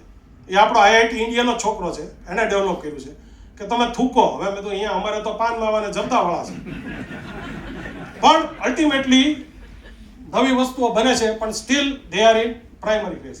તો હવે આ બધી રામાયણ કરવાની છે હું કામ યાર? તમે એમ કે 150 રાખો ને 160 રાખો, મને ફાયદો શું? મને આઈપીઓ લાગે એવો કઈ ફાયદો આમાં છે કે નહીં? મારે એક આવું મેં ટોક લીધું હતું યશવંતરાયમાં, તો મને એક ભાઈ એવો સવાલ કર્યો કે પાંચમની છઠ થવાની હતી, હું કામ આટલી બધી મંત્રો છો? મેં કીધું આ બીજના ત્રીજના દિવસે ખાટલો ન પકડે ને એટલે મંતરીએ છે. પાંચમની છઠ તો અમે અમારી નથી કરવાના, તમારી નથી કરી શકવાના. સર, એક એજ પ્રમાણે કેટલું હોવું જોઈએ બ્લડ શુગર, એ જરા સમજાવશો? સાહેબ, એજ ને કોઈ જ સંબંધ નથી, પણ જે યંગ માણસને ડાયાબિટીસ છે એમાં અમે ટાઈટ કંટ્રોલ રાખશું. એને અમે કહેશું કે બને ત્યાં સુધી પીપીબીએસ 150 નીચે અને HbA1c 6.5 નીચે રાખ. વડીલો છે એમાં અમે આટલા બધા સ્ટ્રિક્ટ નહીં રહીએ. 180 190 સુધી ચાલે, HbA1c 7.2 સુધી પણ ચાલે, કારણ કે વડીલોમાં અમને સૌથી મોટી ચિંતા હોય છે હાઇપોગ્લાયસેમિયાની. એક હાઇપોગ્લાયસેમિયા, એક શુગર લો થાય પછી એ વ્યક્તિને સ્ટ્રોક એટલે કે લકવો થવાની અને હાર્ટ એટેક થવાની શક્યતા 10 ગણી વધી જાય છે. એટલા માટે હાઇપોગ્લાયસેમિયા વડીલોમાં એવોઇડ કરવા માટે થોડોક લૂઝ કંટ્રોલ રાખવો જરૂરી છે. કેટલીક દવાઓ પણ હાઇપોગ્લાયસેમિયા કરે. સિપ્રોફ્લોક્સાસિન કે લિવોફ્લોક્સાસિન જેવી એન્ટીબાયોટિક લીધી હોય તોય માણસ હાઇપોમાં ઘૂસી જાય. એટલે હાઇપો થાય એટલે પહેલા દવાઓ જોવી પડે, ક્રિએટિનિન જોવું પડે કે પેશન્ટને કિડનીની તકલીફ છે કે નહીં, એની ઉપર આપણે આવીએ. તો બેઝિકલી આ કંટ્રોલમાં કેમ રાખવાનું છે? જો ડાયાબિટીસ કંટ્રોલમાં નહીં હોય તો કિડનીને નુકસાન થવાની શક્યતા અનેક ગણી વધી જાય. સીવી સ્ટ્રોક એટલે કે લકવો થવાની શક્યતા 10 ગણી વધી જાય. જે વ્યક્તિને ડાયાબિટીસ નથી એની કરતાં ડાયાબિટીસ અનકન્ટ્રોલ્ડ હોય તો એને હાર્ટ એટેક આવવાની પણ 10 થી 15 ગણી શક્યતાઓ વધી જાય. ટૂંકમાં આ પાણીમાં ડૂબાડેલી લોખંડની પ્લેટ છે, જે કટાશે તે અને બટકશે તે. એટલે મહેરબાની કરીને આને કંટ્રોલમાં રાખો. બીજું, તમે બધાએ હમણાં બહુ સાંભળ્યું હશે ફેટી લિવર ડિઝીઝ. જે વ્યક્તિએ જિંદગીમાં દારૂ શું દાણાદાળ નથી ખાધી એ સિરોસિસમાં ઘૂસી જાય. અને તકલીફ એક જ છે, સિરોસિસ વાળો દાખલ થાય એટલે એને ઇન્ટર્નથી માંડીને પ્રોફેસર સુધીના બધા એક જ સવાલ પૂછે, કેટલો પીતો હતો? ઓલો કે યાર મેં જિંદગીમાં નથી પીધું, કારણ કે ફેટ છે એ દારૂ જેટલી જ ખતરનાક છે. અને આ પ્રક્રિયા સમહાવ કોવિડ પછી ભયંકર વધી ગઈ છે. કોવિડમાં we must have lost 20 patients by cirrhosis of liver. એટલે જે ફેટી લીવર હતા ને સડનલી લીવર ફેલ્યોરમાં ઘૂસી ગયા. સો કિડનીને બી નુકસાન કરશે. આને કહેવાય ડાયાબિટીક નેફ્રોપેથી. શુગર કંટ્રોલમાં નહીં હોય ને તો પ્રોટીન લીક થવાની શરૂ થશે અને પેશન્ટ પછી ડાયાલિસિસ પર જશે. આપણે બધા જાણીએ છીએ ગેંગ્રીન થાય, પગ કપાવવો પડે, આંખ જતી રહે, રટાઇનોપેથી. સો આ બધી જ્યારે ડાયાબિટીસ કંટ્રોલમાં નહીં રહે વર્ષોના વર્ષો સુધી પછી થશે. એવું નથી એકવાર 400-500 થયું એટલે થઈ જશે, પણ સતત અનકન્ટ્રોલ ડાયાબિટીસ છે ત્યારે આટલી બધી વિષમતાઓ ઊભી થઈ શકે. એટલા માટે એને કંટ્રોલમાં રાખવાનું છે.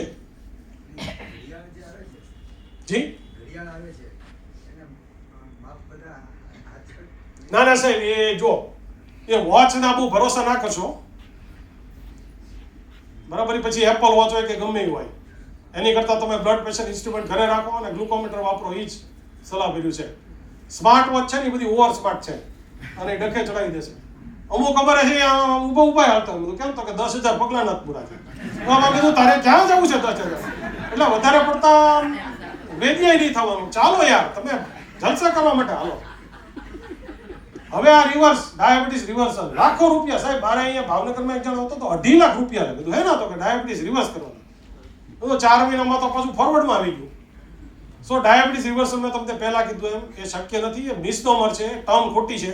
જો તમે હરખી રીતે કામ કરો તો ડાયાબિટીસ કંટ્રોલમાં જ રહેશે, પણ એ રિવર્સ થઈ શકે. મેં કીધું એમ, જો આ યુકાપીડીએસ નો ડેટા છે, આમાં તમે જુઓ આ ડાયગ્નોસિસ થયું એનું અહીંયા, એ પ્રક્રિયા 10 વર્ષ પહેલા ચાલુ થઈ ગઈ છે. એટલે તમને 2025માં ડાયાબિટીસ ડિટેક્ટ થાય તો તમારી પ્રક્રિયા તો 2014-15 થી શરૂ થઈ, કોવિડ પહેલાની. એટલે કોઈ કેમ કે કોવિડમાં ડાયાબિટીસ આવી ગયું, આ તકલીફ બીજી છે. ઓળિયો ગળ્યો બધો કોવિડમાં. પેશન્ટ 2019 થી દેખાડવાના આવ્યું હોય, 6 વર્ષથી શું કરવાનું હોય, કેમ તો કે કોવિડ હતું. પણ કોવિડ ક્યારે 5 વર્ષ થયા. હવે આ એક પાછું બીજું કે અમે તમારી ડાયાબિટીસ પટાડી દેશું, ને ફેસબુકમાં જો તમે એક રીલ જોઈ ગયા એટલે પતી ગયું કે તમે આ કડવી દવા ખાઓ ને આ તમે ખાઓ એટલે ડાયાબિટીસ બચી જશે. ન મટે પૈસા પાછા લેવા જાવ તો જણ જ ગુમ થઈ ગયું. અને સ્ટ્રેસ, કોઈ પણ વ્યક્તિ, મારે આગળ 250 ટાઈપ 1 ડાયાબિટીસના બચ્ચાઓ છે અને આઈ ડોન્ટ ચાર્જ એનીથિંગ. એ બધા જ બચ્ચાઓ મારા પોતાનો એ રીતે ટ્રીટ કરું છું. એ બધા જ બાળકો છે ને સાહેબ, એ બધા જ બાળકો છે એક્ઝામ આવે ને એટલે 250-300. એટલે સ્ટ્રેસ બહુ મોટી વસ્તુ છે. દરેકના ઘરમાં એક લલિતા પવાર હોય અથવા એક પેલા વાયરસ જેવો પ્રિન્સિપાલ હોય, કોઈ ન હોય તો ઓફિસમાં કોઈ હેરાન કરતો હોય. તો અલ્ટિમેટલી સ્ટ્રેસ એ મેઇન ફેક્ટર છે. ઘણા મને એમ કહે કે તમે ફિઝિશિયન છો ને આટલી બધી કેમ એન્ટી એન્ઝાઇટી ને ડિપ્રેશન લખો, પણ it is part of diabetes. તકલીફ શું થાય, હું પ્રિસ્ક્રિપ્શન લખું ને એટલે મેડિકલ વાળો વે ઉપર ચોકડા મારે કે આ ઊંઘની દવા છે. પણ it is part of your diabetes treatment. તમારું જો સ્ટ્રેસ લેવલ બરાબર નહીં હોય તો તમારું શુગર કંટ્રોલમાં નહીં રહે. એટલા માટે ખાસ સ્ટ્રેસ કાબૂમાં રાખશું. હવે આપના કોઈ પ્રશ્નો હોય, મોટા ભાગનું કવર કર્યું છે, કાંઈ રહી જતું હોય તો મને યાદ કરાવો. ડાયાબિટીસ ઓછું રહેતું હોય, સુગર ઓછું રહેતું હોય, સુગર તો ડાયાબિટીસ ગણાય. કહું તમને એનો તમારે દાખલો તમારી સામે જીવતો જાગતો ઊભો છે. આજથી 10 વર્ષ પહેલા હું મારું જૂનું ક્લિનિક હતું લીમડા ટાવર્સની બાજુમાં, એમાં પેશન્ટ જોતા જોતા બેભાન થઈ ગયો હતો. મને ખબર નહોતી કે શું થાય છે, ને મારું શુગર આવ્યું હતું 45, હું ડાયાબિટીક નહોતો. પછી જોયું તો એ કહેવાય ડાયાબિટીસ પહેલાની પ્રક્રિયા. ઇન્સ્યુલિન રેઝિસ્ટન્સને લીધે ઇન્સ્યુલિન વધારે બને છે. તમારે ઇન્સ્યુલિન કામ નથી કરતું એટલે સ્વાદુપિંડ ધક્કો મારે કે ભાઈ 10 યુનિટની બદલે 20 યુનિટ બનાવો. પછી તમે ખોરાક લ્યો એટલે શુગર ડાઉન થાય ને એની અરે ઇન્સ્યુલિન જે નીચે જવું જોઈએ ના જાય, ઇન્સ્યુલિન ઊંચું રહે. એટલે હાઇપોગ્લાયસીમિયા ડાયાબિટીસ ન હોઈને જો થતું હોય તો એ ડાયાબિટીસ પહેલાની કન્ડિશન હોઈ શકે. પછી તમારે તમારી લાઈફસ્ટાઈલમાં જો ફેરફાર કરો તો હાઇપોગ્લાયસીમિયા નહીં થાય, ડાયાબિટીસ નહીં થાય અથવા મોડો થશે. ખાલી હાઇપોગ્લાયસીમિયા થતું હોય તો એના બીજા ઘણા કારણો છે. One of the reason is કે પેન્ક્રિયાસમાં કોઈ ટ્યુમર હોય જેમાંથી ઇન્સ્યુલિન વધારે બનતું હોય. બહુ રેર વસ્તુ છે, એની પણ આ બહુ અગત્યનું નથી. પણ ડાયાબિટીસ થવાની શક્યતા હોય વ્યક્તિને હાઇપોગ્લાયસીમિયા થઈ શકે. બીજું, ડાયાબિટીસ હોય એને કયા કયા રિપોર્ટ કરાવવા જોઈએ તો ખાસ સીરમ ક્રિએટિનિન, કિડનીનો રિપોર્ટ વર્ષે એકવાર કરાવવો જોઈએ, લિપિડ પ્રોફાઇલ કરાવવું જોઈએ, અને CBC કમ્પ્લીટ બ્લડ કાઉન્ટ ને યુરિનમાં પ્રોટીન જાય છે કે નહીં આટલું. 3-4 વર્ષે એકવાર 50 વર્ષ પછી ટ્રેડમિલ ટેસ્ટ કે જેથી હાર્ટને બ્લડ બરાબર મળે છે કે નહીં એ ખબર પડે એટલા માટે એટલું જરૂરી છે. અને ફંડસ, આંખની પડદાની તપાસ.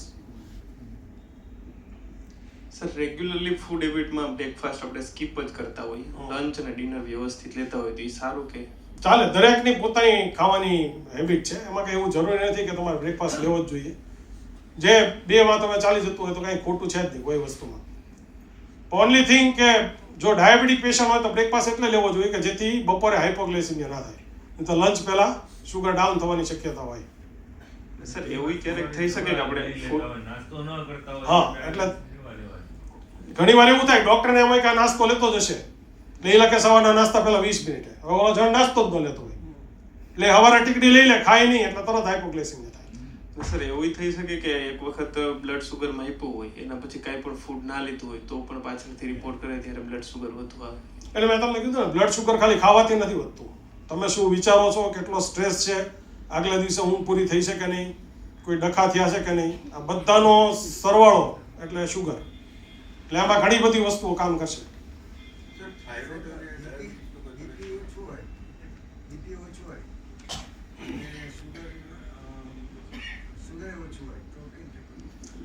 એટલે બીપી ઓછું જેવી કોઈ બીમારી છે નહીં મેડિકલ સાયન્સમાં. બીપી ત્યારે જ ઓછું થાય કે જ્યારે આપણું 4 નારિયેળ તૈયાર થઈ ગયો હોય. એટલે સેપ્ટિક શોક, કોઈ પ્રકારનો ચેપ હોય અથવા કાર્ડિયોજેનિક શોક, હાર્ટ એટેકના લીધે. બાકી લો બીપી જેવી કોઈ બીમારી મેડિકલ સાયન્સમાં છે નહીં. એક પોસ્ચ્યુરલ હાઇપોટેન્શન જેવી છે કે વ્યક્તિનું બીપી નોર્મલ હોય, ઊભો કરો ને ફટાક કરતો બીપી ડાઉન જાય ને પડી જાય, એ વસ્તુ અલગ છે. બાકી લો બીપી બધા જ બહેનોને હોવાની. બહેનોને માતાજીના આશીર્વાદ છે, એને ઇસ્ટ્રોજન ને પ્રોજેસ્ટ્રોન હોર્મોન બનતા, એટલે એને હાર્ટ એટેક નથી આવવાનો, સ્ટ્રોક નથી થવાનું, બધું 50 વર્ષ સુધી હો. પછી તો અમારી જેવા જ છે. અને બીપી હંમેશા એ લોકોના લો રહેવાના. એટલે લો બીપી જેવી કોઈ બીમારી, લો શુગર મેં કીધું એમ ડાયાબિટીસ પહેલાની પ્રક્રિયામાં લો શુગર થઈ શકે, અધરવાઇઝ લો શુગર ડાયાબિટીસની દવાને લીધે થયું હોય. સર થાઇરોઇડ અને ડાયાબિટીસ, થાઇરોઇડ ટાઈપ 1 જેને હોય એ બધાએ થાઇરોઇડનો ટેસ્ટ વર્ષમાં એકવાર કરાવવો જોઈએ. અને ડાયાબિટીસ સાથે કોઈ કનેક્શન? એ જ ટાઈપ 1 સાથે 100% છે. કારણ કે બંને ઓટો ઇમ્યુન બીમારી છે. ઓટો ઇમ્યુન એટલે ભગવાને ઇમ્યુનિટી એટલે આપી છે કે મને કાંટો વાગે તો કપાસી થાય, પણ મારે નખની કપાસી ન થવી જોઈએ. નખ મારો પોતાનો છે. એટલે જ્યારે વ્યક્તિને પોતાના અવયવ ઉપર એની રોગપ્રતિકારક શક્તિ હુમલો કરે એને કહેવાય ઓટો ઇમ્યુનિટી. તો થાઇરોઇડ એ છે ને ટાઈપ 1 એ છે. એટલે થાઇરોઇડ ને ટાઈપ 1 બંને એક વ્યક્તિમાં થઈ શકે. ટાઈપ 2 ડાયાબિટીસ વાળા દર્દીએ એટલીસ્ટ જો એને સિમ્પટમ આવે, થાક લાગ્યા કરે, ઊંઘ આવ્યા કરે, વજન વધ્યા કરે, અવાજ ભારે લાગે, તો થાઇરોઇડનો રિપોર્ટ 2-3 વર્ષે એકવાર કરાવવો જોઈએ. ફરી કોવિડ પછી થાઇરોઇડના ઇન્સિડન્સ ખૂબ વધી ગયા છે. અમે જેટલા થાઇરોઇડના પેશન્ટ અત્યાર સુધી જોતા હતા એમાં 2 થી 3 ગણો વધારો કોવિડ પછી આવ્યો છે.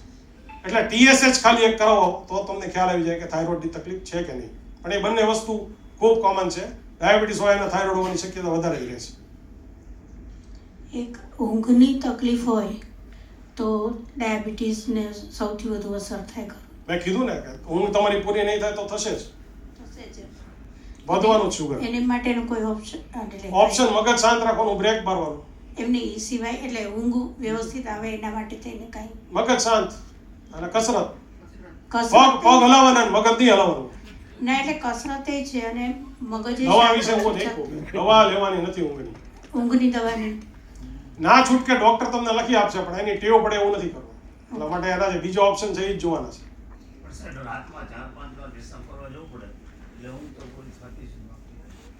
સાંજના પાણી પીવાનું ઓછું કરી નાખો. બીજું એ દવા લીધે નથી થતું, એ ચેક કર્યું. અમે તમને કીધું એમ કે ડાપા ને એમ્ફા જેવી દવા ચાલુ હશે તો એનાથી થઈ શકશે. અને સાંજના 7 વાગ્યા પછી પાણી પીવાનું ઓછું કરી નાખો.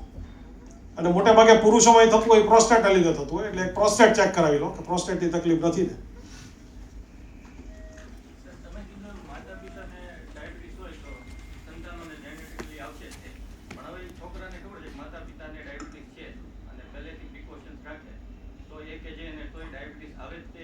એવું નથી, 100% પ્રિકોશન રાખે તો નહીં જ આવે અથવા મોડું આવશે, પણ આવવાની શક્યતા બીજા કરતાં વધી જાય. પણ સરસ લાઈફસ્ટાઈલ રાખે, ખોરાકમાં ધ્યાન રાખે, વ્યવસ્થિત કસરત કરતો હોય, સ્ટ્રેસ ના રાખે તો એને ના પણ આવે. એવું નથી કે બધા આપણે જોયું જ છે ને, મા બાપ બે હોય તો છોકરાને ના આવ્યું હોય. પણ ટાઈપ 1 એ વારસાગત નથી. ટાઈપ 1 ડાયાબિટીસ મા બાપમાંથી આવતો નથી, કે ટાઈપ 1 ડાયાબિટીસ વ્યક્તિના બાળકોને ટાઈપ 1 થતું નથી. એટલે એટલું ખાસ યાદ રાખજો. અમારે ખાસ આ પ્રશ્ન આવે ટાઈપ 1 ના મેટ્રિમોનિયલ વખતે કે આ દીકરીને ડાયાબિટીસ છે તો એની હારે મેરેજ કરાય કે નહીં, તો કરાય, એને કોઈ જ પ્રોબ્લેમ નથી. એક નોર્મલ વ્યક્તિ જ છે, એટલે જરાય ટેન્શન રાખવાનું નહીં. Hello sir. Hello sir, type 1, type 2 અને એક પ્રેગ્નન્સી પછી આવતું ડાયાબિટીસ છે, તો એ ચાઇલ્ડને ત્યારે ઓબ્ઝર્વેશનમાં રાખ્યો ત્યારે ન આવ્યું હોય, પણ પછી આફ્ટર લોંગ યર એને આવવાની શક્યતા ખરી? એ મેં વાત કરી ત્યારે આપ હતા જેસ્ટેશનલ ડાયાબિટીસ છે ને, એ પ્રેગ્નન્સીમાં આવે, પણ એ ટ્રેલર છે. એ 10 વર્ષ પછી જે ડાયાબિટીસ થવાનું છે ને એ દેખાડે છે. અને મેં બતાવ્યું એમ ઓલરેડી એનામાં પ્રક્રિયા ચાલુ છે. એટલે જેસ્ટેશનલ ડાયાબિટીસની વ્યક્તિને ભવિષ્યમાં ડાયાબિટીસ થઈ શકે, એટલે એને લાઇફસ્ટાઇલ મોડિફિકેશન બને ત્યાં સુધી મેટફોર્મિન ચાલુ રાખવી જોઈએ. અને એ બાળક બાળક છે, એ બાળક છે એને ડાયાબિટીસ થવાની શક્યતા બીજા જેટલી જ રહેશે. ઓકે, વધારે નહીં. જેટલી ટાઈપ 2 ડાયાબિટીસના બીજા સંતાનોને છે એટલી જ એને રહેશે. એવું નથી કે એને વધારે શક્યતા છે. પણ જો ડાયાબિટીસ પ્રેગ્નન્સી દરમિયાન કંટ્રોલમાં નહીં રાખો તો એ બચ્ચું 6 થી 7 કિલોનું જન્મશે. એવું જ બન્યું હતું. મોટું બાળક આવશે.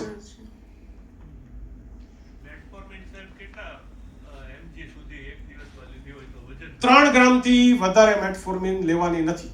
બીજું, મેટફોર્મિનથી વજન ઘટશે પણ 5 થી 10%. એટલું બધું ઘટશે નહીં. ખાસ હું આની વિશે કહેવાનું ભૂલી ગયો. વજન ઘટાડવાની દવાઓ, મુંજારો, ઓઝેમ્પિક, કરણ જોહર, પછી હમણાં ઘણા બધા સેલિબ્રિટીએ લીધી. તમને મને ફ્રેન્કલી કહ્યું, એ કેવા લાગે છે? એ હેલ્ધી લાગે તમને? હું એમ કહું કે આ છે ને પેલું તકિયાના કવરમાં વસીકું ફિટ કરી દીધું હોય ને, આમ લચી પડી ગયેલા એવા લાગે છે. બીજું, આ દવાઓ તમારે અઠવાડિયે 1 વાર લેવાની છે. એનાથી ધારો કે 20 કિલો લોસ થયું ને તો 15 કિલો ફેટ અને 5 કિલો મસલ. આ ખાસ સાંભળજો, તમારા 5 કિલો મસલ જાય છે. દવા જેવી બંધ કરશો ને એટલે 20 કિલો પાછું આવશે અને ત્યારે મસલ પાછા નહીં આવે. એટલે તમે 5 કિલો મસલના ભોગે આ બધું કરો છો અને દવા બંધ કરશો એટલે વજન પાછું આવશે ને આવશે. તો તમે પહેલા એ વિચારો કે તમે મહિને 25 થી 30,000 રૂપિયા ક્યાં સુધી ખર્ચશો? 30,000 રૂપિયા મહિને ખાલી દુબળા થવા માટે. મારી આગળ અમુક પેશન્ટ એટલે આવે છે કે દીકરાના લગ્ન છે, વિડીયોમાં સારા આવે એટલે લેવું છે. તો આવી કન્ડિશન માટે લોકો વજન ઘટાડવા તૈયાર થયા છે. અને હજી આપણને સાઈડ ઇફેક્ટ, આ બધી નવી દવાઓ છે ને એમાં થોડીક રાહ જોવાની. આ કોઈ મારા બેટા સોરી પણ કોઈ તમને સાઈડ ઇફેક્ટ નહીં છે. અમારા ભાઈઓ બધા બેઠા છે ને, એ નવી દવા લોન્ચ કરશે ને તમને હાઈ ક્લાસ બધું ગોલ્ડન દેખાડશે. બહુ સરસ છે. એટલે ઓલવેઝ કોશિયસ.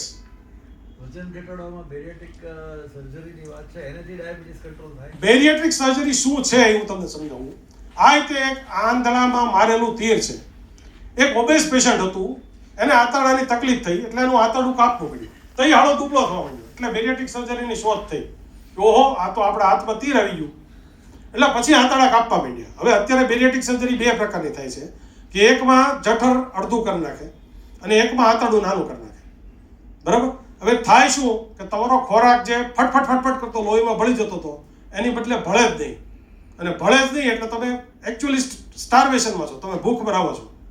પછી ધીમે ધીમે તમારી ભૂખ જ ઓછી થતી જાય. જો તમારું સ્ટમક જ નાનું કરી નાખે, તમારી જો 10 લીટરની બાલદી હોય એમાં તમે 5 લીટર મૂકી દો તો નથી જ ભરાવાની. એવી રીતે સ્ટમક એટલું નાનું કરી નાખે કે માણસને તરત સટાઈટી થઈ જાય એટલે ખાવાનું બંધ કરી દે. એટલે પેશન્ટનું શુગર ડાઉન થવા માંડે અને ડાયાબિટીસ કંટ્રોલમાં આવી જાય. પણ એનાથી હાઇપોગ્લાયસેમિયા થાય છે. એને કહેવાય છે ડમ્પિંગ સિન્ડ્રોમ. એટલે થાય કેવું, પેશન્ટ જમે ને 3 કલાક પછી એનો 40 થઈ જાય. અને કેટલા લોકોને ડિમેન્શિયા થઈ ગયા છે હાઇપોગ્લાયસેમિયાને લીધે. લોકોની યાદશક્તિની પથારી પડી ગઈ. એનો ઉપાય શું? તો કે જમીને ઊંધા હોવાનું, જમીને પેટ દબાયા હોવાનું, તો તમને હાઇપોગ્લાયસેમિયા ઓછું થાય. સો અલ્ટિમેટલી એનાથી ઓસ્ટિયોપોરોસિસ, બોનના પ્રોબ્લેમ. એટલે આ કોની માટે છે? જેને 250 કિલો વજન હોય, 200. હું ભાવનગરમાં કેટલાય પેશન્ટ એવા જાણું, ધનક સાહેબ જાણે છે, જગદીશભાઈને ખ્યાલ છે. એ લોકો 7 વર્ષથી સાહેબ ફ્લેટમાંથી નીચે નથી ઉતર્યા. કારણ કે ભાવનગરમાં કોઈ મેન્ટેનન્સ જ નથી થતું, કોઈની લિફ્ટ ચાલુ નથી. એ માણસ વડીલ 6-7 વર્ષથી એને ઘરની બહારની દુનિયા જ નથી જોઈ. એટલે જે 250-300 કિલોની વ્યક્તિ હોય કે જેને ટોયલેટ જવામાં તકલીફ છે, ઊભા થવામાં તકલીફ, એની માટે બેરિયાટ્રિક સર્જરી કરાવવાની. પણ 100 કિલોની હોય ને ઓલા એમ કે કરાવી નાખો. જો આમાં એવું છે સાહેબ, તમે 1000 ને વાળ કપાઈને બીજાને જશો ને તો એ એમ કહેશે કે ના, કપાવવાની જરૂર તો છે.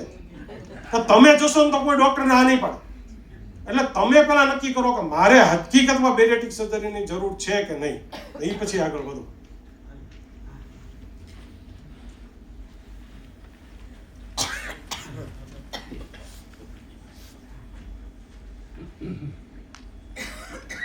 શરીરમાં સોય જેવું ખૂતે, એનું કઈ ડાયાબિટીસ સાથે કનેક્શન અને એનો ક્યોર થાય? એટલે ડાયાબિટીસ છે કે નથી? હા, તો પગમાં ખૂટે છે, પગમાં ખૂટે છે, એને કહેવાય ડાયાબિટીક ન્યુરોપેથી. આ એક પોઈન્ટ હું ભૂલ્યો હતો. ડાયાબિટીક ન્યુરોપેથી એટલે ડાયાબિટીસ વધારે રહેવાને કારણે અથવા લાંબા સમયના ડાયાબિટીસને કારણે ચેતા ઉપર થતી અસર. આ 2 પ્રકારની થઈ શકે. Painful diabetic neuropathy. Painful diabetic neuropathy એટલે તમારી સંવેદના બદલાઈ જાય. તમને કોઈક રૂ અડાડે ને તો તમને એમ થાય કે આ મને લેઝર બ્લેડ વગાડી, અથવા કપડું અડે ને તો એમ થાય કે બળ્યું. અથવા પંખાનો પવન અડે ને તો એમ થાય કે વાગ્યું. આને કહેવાય પેરાસ્થેસિયા. જે થવું જોઈએ એનાથી જુદું સેન્સેશન. આવું બી થઈ શકે અને ખાલી પગમાં ખાલી ચડે, આવું બી થઈ શકે. આને કહેવાય નેગેટિવ સેન્સેશન. વ્યક્તિને એમ લાગે હું ગાદલા ઉપર જ ચાલું છું, એટલે એને લીધે શું થાય, બેલેન્સ ના જળવાય ને પડી જાય.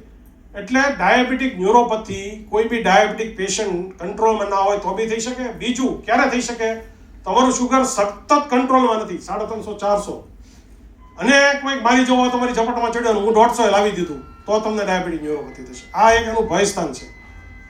કોઈ બી ડાયાબિટીક કોમ્પ્લિકેશન્સ, પછી રટાઇનોપથી હોય કે ન્યુરોપથી હોય, સડનલી તમે શુગર લો કરશો તો થશે. એટલા માટે GLP-1 માં થાય છે. આજે મૂંઝારો બધાનું એક one of the complication is blindness.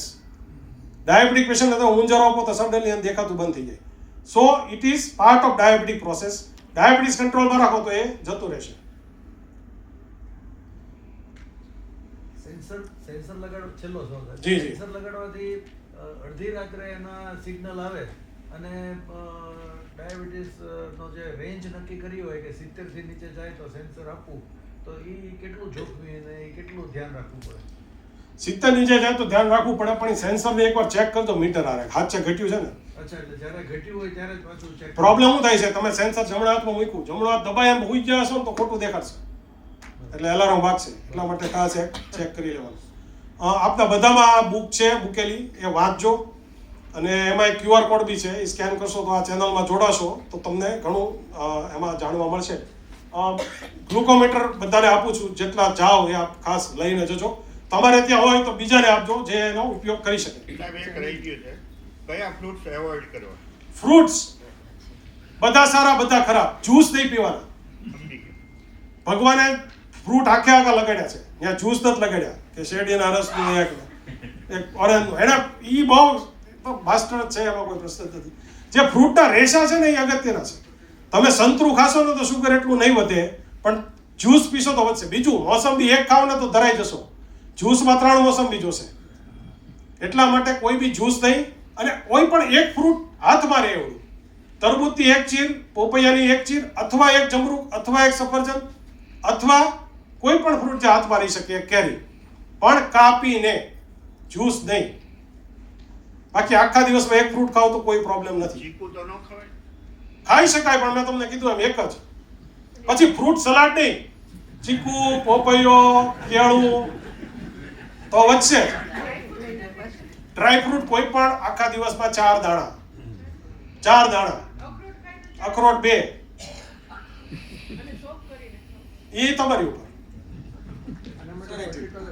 Glucometer આપો છો એના માટે કોઈ સ્ટ્રીપ્સ છે કે કોઈ બી ચાલશે નહીં? સ્ટ્રીપ્સ આમાં એવું છે સાહેબ, આ બધા છે ને એ રાજકીય પક્ષો જેવા છે, દરેકની પોતાની સ્ટ્રીપ્સ છે.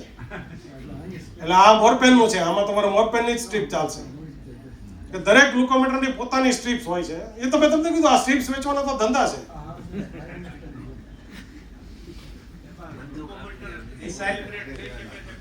ના, એ ફેંકી જ દેવાનું. એ સાહેબ જેને ડાયાબિટીસ ન હોય એની માટે આ બધા રિસ્ટ્રિક્શન કંઈ ખરા? ડાયાબિટીસ ન હોય એના માટે રિસ્ટ્રિક્શન એટલે જરૂરી છે. મને ઘણા પેશન્ટ એમ કહે કે ડાયાબિટીસ અમારા ઘરમાં એક જણને છે તો બાકીના કેમ? મેં કીધું પહેલા તમે એક જણ સોમવાર કરતા ચીંગ બટાટાની ખીચડી આખું ઘર ન ખાતું. એમ જો ડાયાબિટીસ ડાયટ બધા લેશો તો આ હેલ્ધી ડાયટ છે. ડાયાબિટીસ ડાયટ છે, it is one of the most healthy diet. અમારે એક લિયોનલ ઉપાય કરીને અમારા ભીષ્મ પિતામાં કહીએ અમે કાર્ડિયોલોજીસ્ટ, એ died at the age of 100 years. 100 વર્ષ જે ગુજરી ગયા ને એના 3 વર્ષ પહેલા એ બોમ્બે કોન્ફરન્સમાં મને મળેલા. He was sitting on the front row. બધા જ લેક્ચર સાંભળે, એવું નહીં કે પોતાનું લેક્ચર પતે એટલે જતા રહે. ને અમને હંમેશા એક જ પૂછ્યું કે આ તમારું દીર્ઘાયુષનું પેલું રહસ્ય શું? તો કે હેલ્ધી ડાયટ, કોઈની યાર માથાકૂટ નહીં કરવાની. અને એણે એમ કીધું ગુજરાતી ડાયટ ઇઝ બેસ્ટ, પણ તમારો પ્રોબ્લેમ શું છે, તમે ઢોકળા તેલમાં બોળીને ખાવ છો. એટલે કે Gujarati diet is most balance diet, પણ તમે મોડરેશનમાં લો.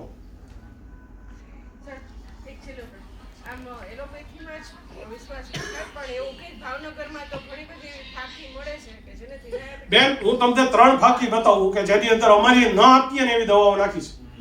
મેં 2 ફાંકીના એનાલિસિસ કરાવ્યા. એકમાં ગ્લિમિપેરાઇડ નીકળ્યું છે, એકમાં ગ્લાયનેસ ગ્લિપિઝાઇડ નીકળ્યું છે.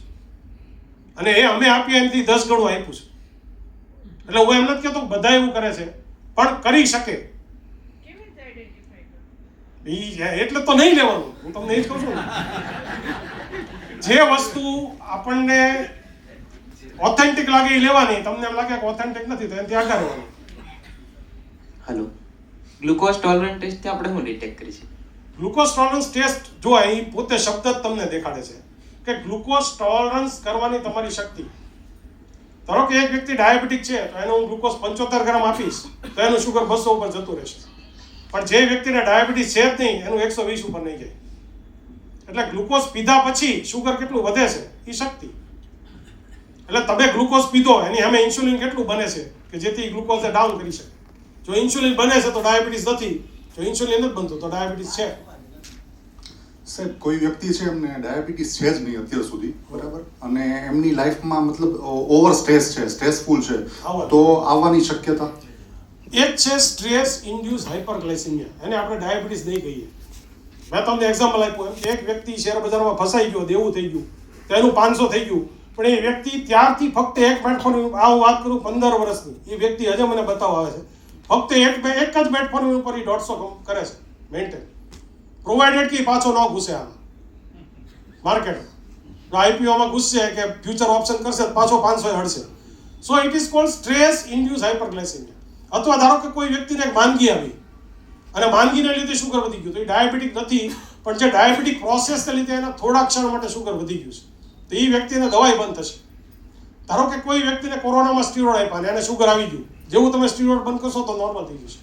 એટલે આ બધા સિચ્યુએશન બેઝ હાઇપરગ્લાયસેમિયા છે, જે ડાયાબિટીસ નથી, પણ આ વ્યક્તિને શક્યતા ડાયાબિટીસ થવાની છે જ 100%.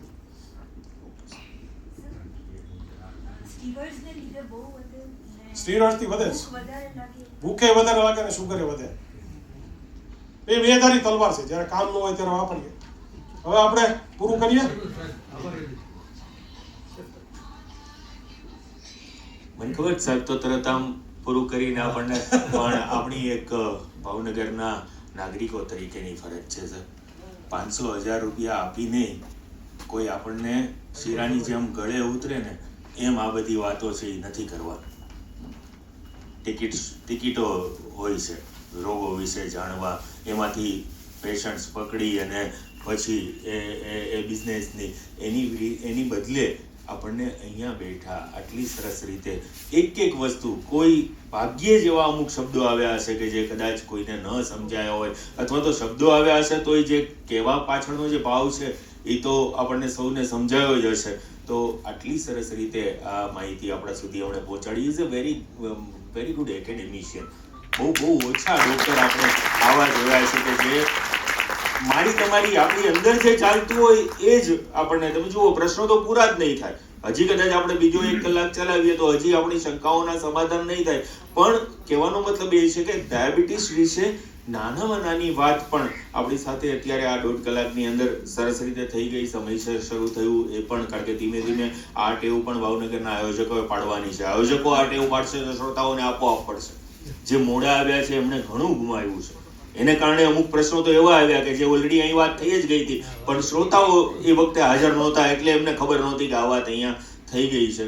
લાંબા સમયથી એક વિચાર મેં સાહેબ સાથે શેર કર્યો છે અને મને આવે છે કે આપણે ભાવનગરની અંદર આવી સિરીઝ શરૂ કરવી જોઈએ, આવી ડોગ ટોક જેવી, કે જેમાં અલગ અલગ, જેમ આજે ડાયાબિટીસ વિશે વાત થઈ, કેટલું બધું ઓબેસિટીનું એની અંદર આવ્યું. હવે ઓબેસિટી અગેન એક એવી બાબત છે કે જેમાં ફરીથી 1 કલાક 1.5 કલાકનું સેશન થઈ શકે, કે બ્લડ પ્રેશર ઉપર થઈ શકે, કે કોમન વાયરલ ઇન્ફેક્શન્સ ઉપર, કારણ કે લોકોને કેટલી બધી ગેરસમજણો હોય છે. આજે અહીંયા અમે ખોરાકનું પેલી ચોપડી જોતા હતા ત્યારે ઘણા બધા મોઢે આમ સાંભળવા મળ્યું કે ઓહો આમાંય તો ગોળમાંય છે, આમાંય છે. તો આ બધી સામાન્ય ગેરસમજો છે કે જે આપણને આવા સેશનથી કોઈ એક્સપર્ટ્સ દ્વારા ક્લિયર થાય છે. તમે બધા અહીંયા પ્રમાણમાં 80% હોલ ભરેલો છે. આટલી સરસ સંખ્યામાં આવા કાર્યક્રમોને રિસ્પોન્ડ કરો છો, તો જો થોડીક તૈયારી હોય તો અમારી લોકોની ઈચ્છા છે કે આપણે આવું કશું કરીએ, કે સિરીઝ શરૂ કરીએ આવી, કે અલગ અલગ એક્સપર્ટ્સ, અલગ અલગ ડૉક્ટર સાહેબ જ કેટલી બધી બાબતોમાં આપણને સરસ રીતે સમજાવી શકે એમ છે. કેટલા બધા રોગોની અંદર વિટામિન્સના સપ્લિમેન્ટ્સની અત્યારે તમે જુઓ છો ભરમાર છે. કોઈ પણ એમ કે આ B12 લેવા માંડો ને D લેવા માંડો ને એમેઝોન ઉપર જુઓ તો દુનિયાભરના સપ્લિમેન્ટ્સ હોય ને આપણે જરૂર હોય કે નથી આપણને એની ખબર નથી કે આપણે ખરેખર આ જરૂરી છે કે નહીં અને આપણે ખાતા હોઈએ છીએ. તો આવી થોડીક જાગૃતિના કામ જો આપણે સૌ ભેગા મળીને, તમે ભાવનગર મને હાથ ઊંચો કરીને અમને એવું કહી શકો કે હા આવા આયોજન કરશો અને અમારો સહયોગ એટલે કોઈ આર્થિક આ કેટલી સરસ જગ્યા છે.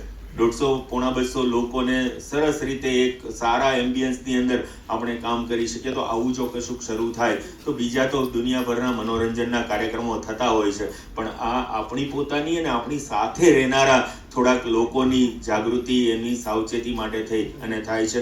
ફરી એકવાર પ્રદીપભાઈનો ખૂબ ખૂબ આભાર ભાવનગર વતી માનીએ છીએ. જે કોઈ કંપનીઓ, જે કોઈ મિત્રો આ આખા આયોજનમાં જોડાયા છે એ સૌનો આભાર. આવી રીતે એક દરેક શ્રોતાને એક ગ્લુકોમીટર મળે આ પણ એક ખરેખર ખૂબ સારું જેસ્ચર છે. એનો ઉપયોગ સાહેબની જે ઈચ્છા છે એ મુજબ થાય, આપણી પાસે હોય તો આપણે એટલીસ્ટ કોઈને આપીએ અને એને વાપરે અને એટલીસ્ટ પોતાનું શુગર છે મોનિટર કરી શકે. ફરીથી તમારો સૌનો પણ ખૂબ ખૂબ આભાર. સાહેબ એમની ગંભીર બાબત જે એમને હળવાશથી સમજાવી છે એ તો ખૂબ એપ્રિશિએટ કરવા જેવી છે. ને એમાં જે એના શબ્દો આવ્યા એ જો કાન હરવા રાખીને સાંભળ્યો તો સાંભળવાનું બહુ મજા આવે. વોટ્સએપ ચેનલ ખાસ શેર કરજો. એમાં બીજું કશું ન્યુસન્સ નથી, કારણ કે હું કે તમે એમાં કાંઈ લખી જ નથી શકતા, એટલે મોટો ફાયદો એ છે. પ્લસ કોણ જોડાણું છે, ઘણાને એવું થાય હું આમાં જોડાઈશ તો મને આ રોગ છે એવી બીજાને ખબર પડી જશે. એમાં તો એ ખબર નથી પડતી કે આમાં કોણ કોણ જોડાયેલું છે. સાહેબ સિવાય એ ગ્રુપમાં આપણે કોઈને ઓળખતા નથી હોતા, પણ રોજ સરસ મજાના વિડીયો, સરસ મજાની માહિતી છે આવે, એમાંથી આપણે બીજા લોકોને શેર કરી શકીએ. આપણા પરિવારના ગ્રુપ્સમાં આ બધી માહિતીઓ મૂકીએ તો આ અવેરનેસ છે એ આગળ ને આગળ વધતી રહે. Thank you. સાહેબને માટે જ કહેવાનું છે કે અત્યારથી મને ખબર નથી, પણ જ્યારે આ લીમડા ટ્રાવેલ્સની બાજુમાં સાંજનું જ્યારે થયેલું હતું ત્યારે મેં એવું બોર્ડ વાંચેલું કે આ દવા અમુક જ મેડિકલ સ્ટોરમાંથી લેવી એવું ફરજિયાત નથી. તો આજે તમે જુઓ તો જે ડોક્ટરો દવા ઉતારી દેશે એ ત્યાંની બાજુના મેડિકલ સ્ટોર સિવાય ક્યાંય મળતી નથી. તો આજે હજી એ બોર્ડ છે જ તે, હજી દવા ક્લિનિકમાં છે. અને એનું કારણ તમને સમજાવી દઉં. મારા ફાધર ડોક્ટર હતા, એણે મને એક વસ્તુ કીધી હતી કે જે દિવસે મેડિકલ સ્ટોર કરવો પડે ને એ દિવસે દવાખાનું બંધ કરી નીકળી જજો.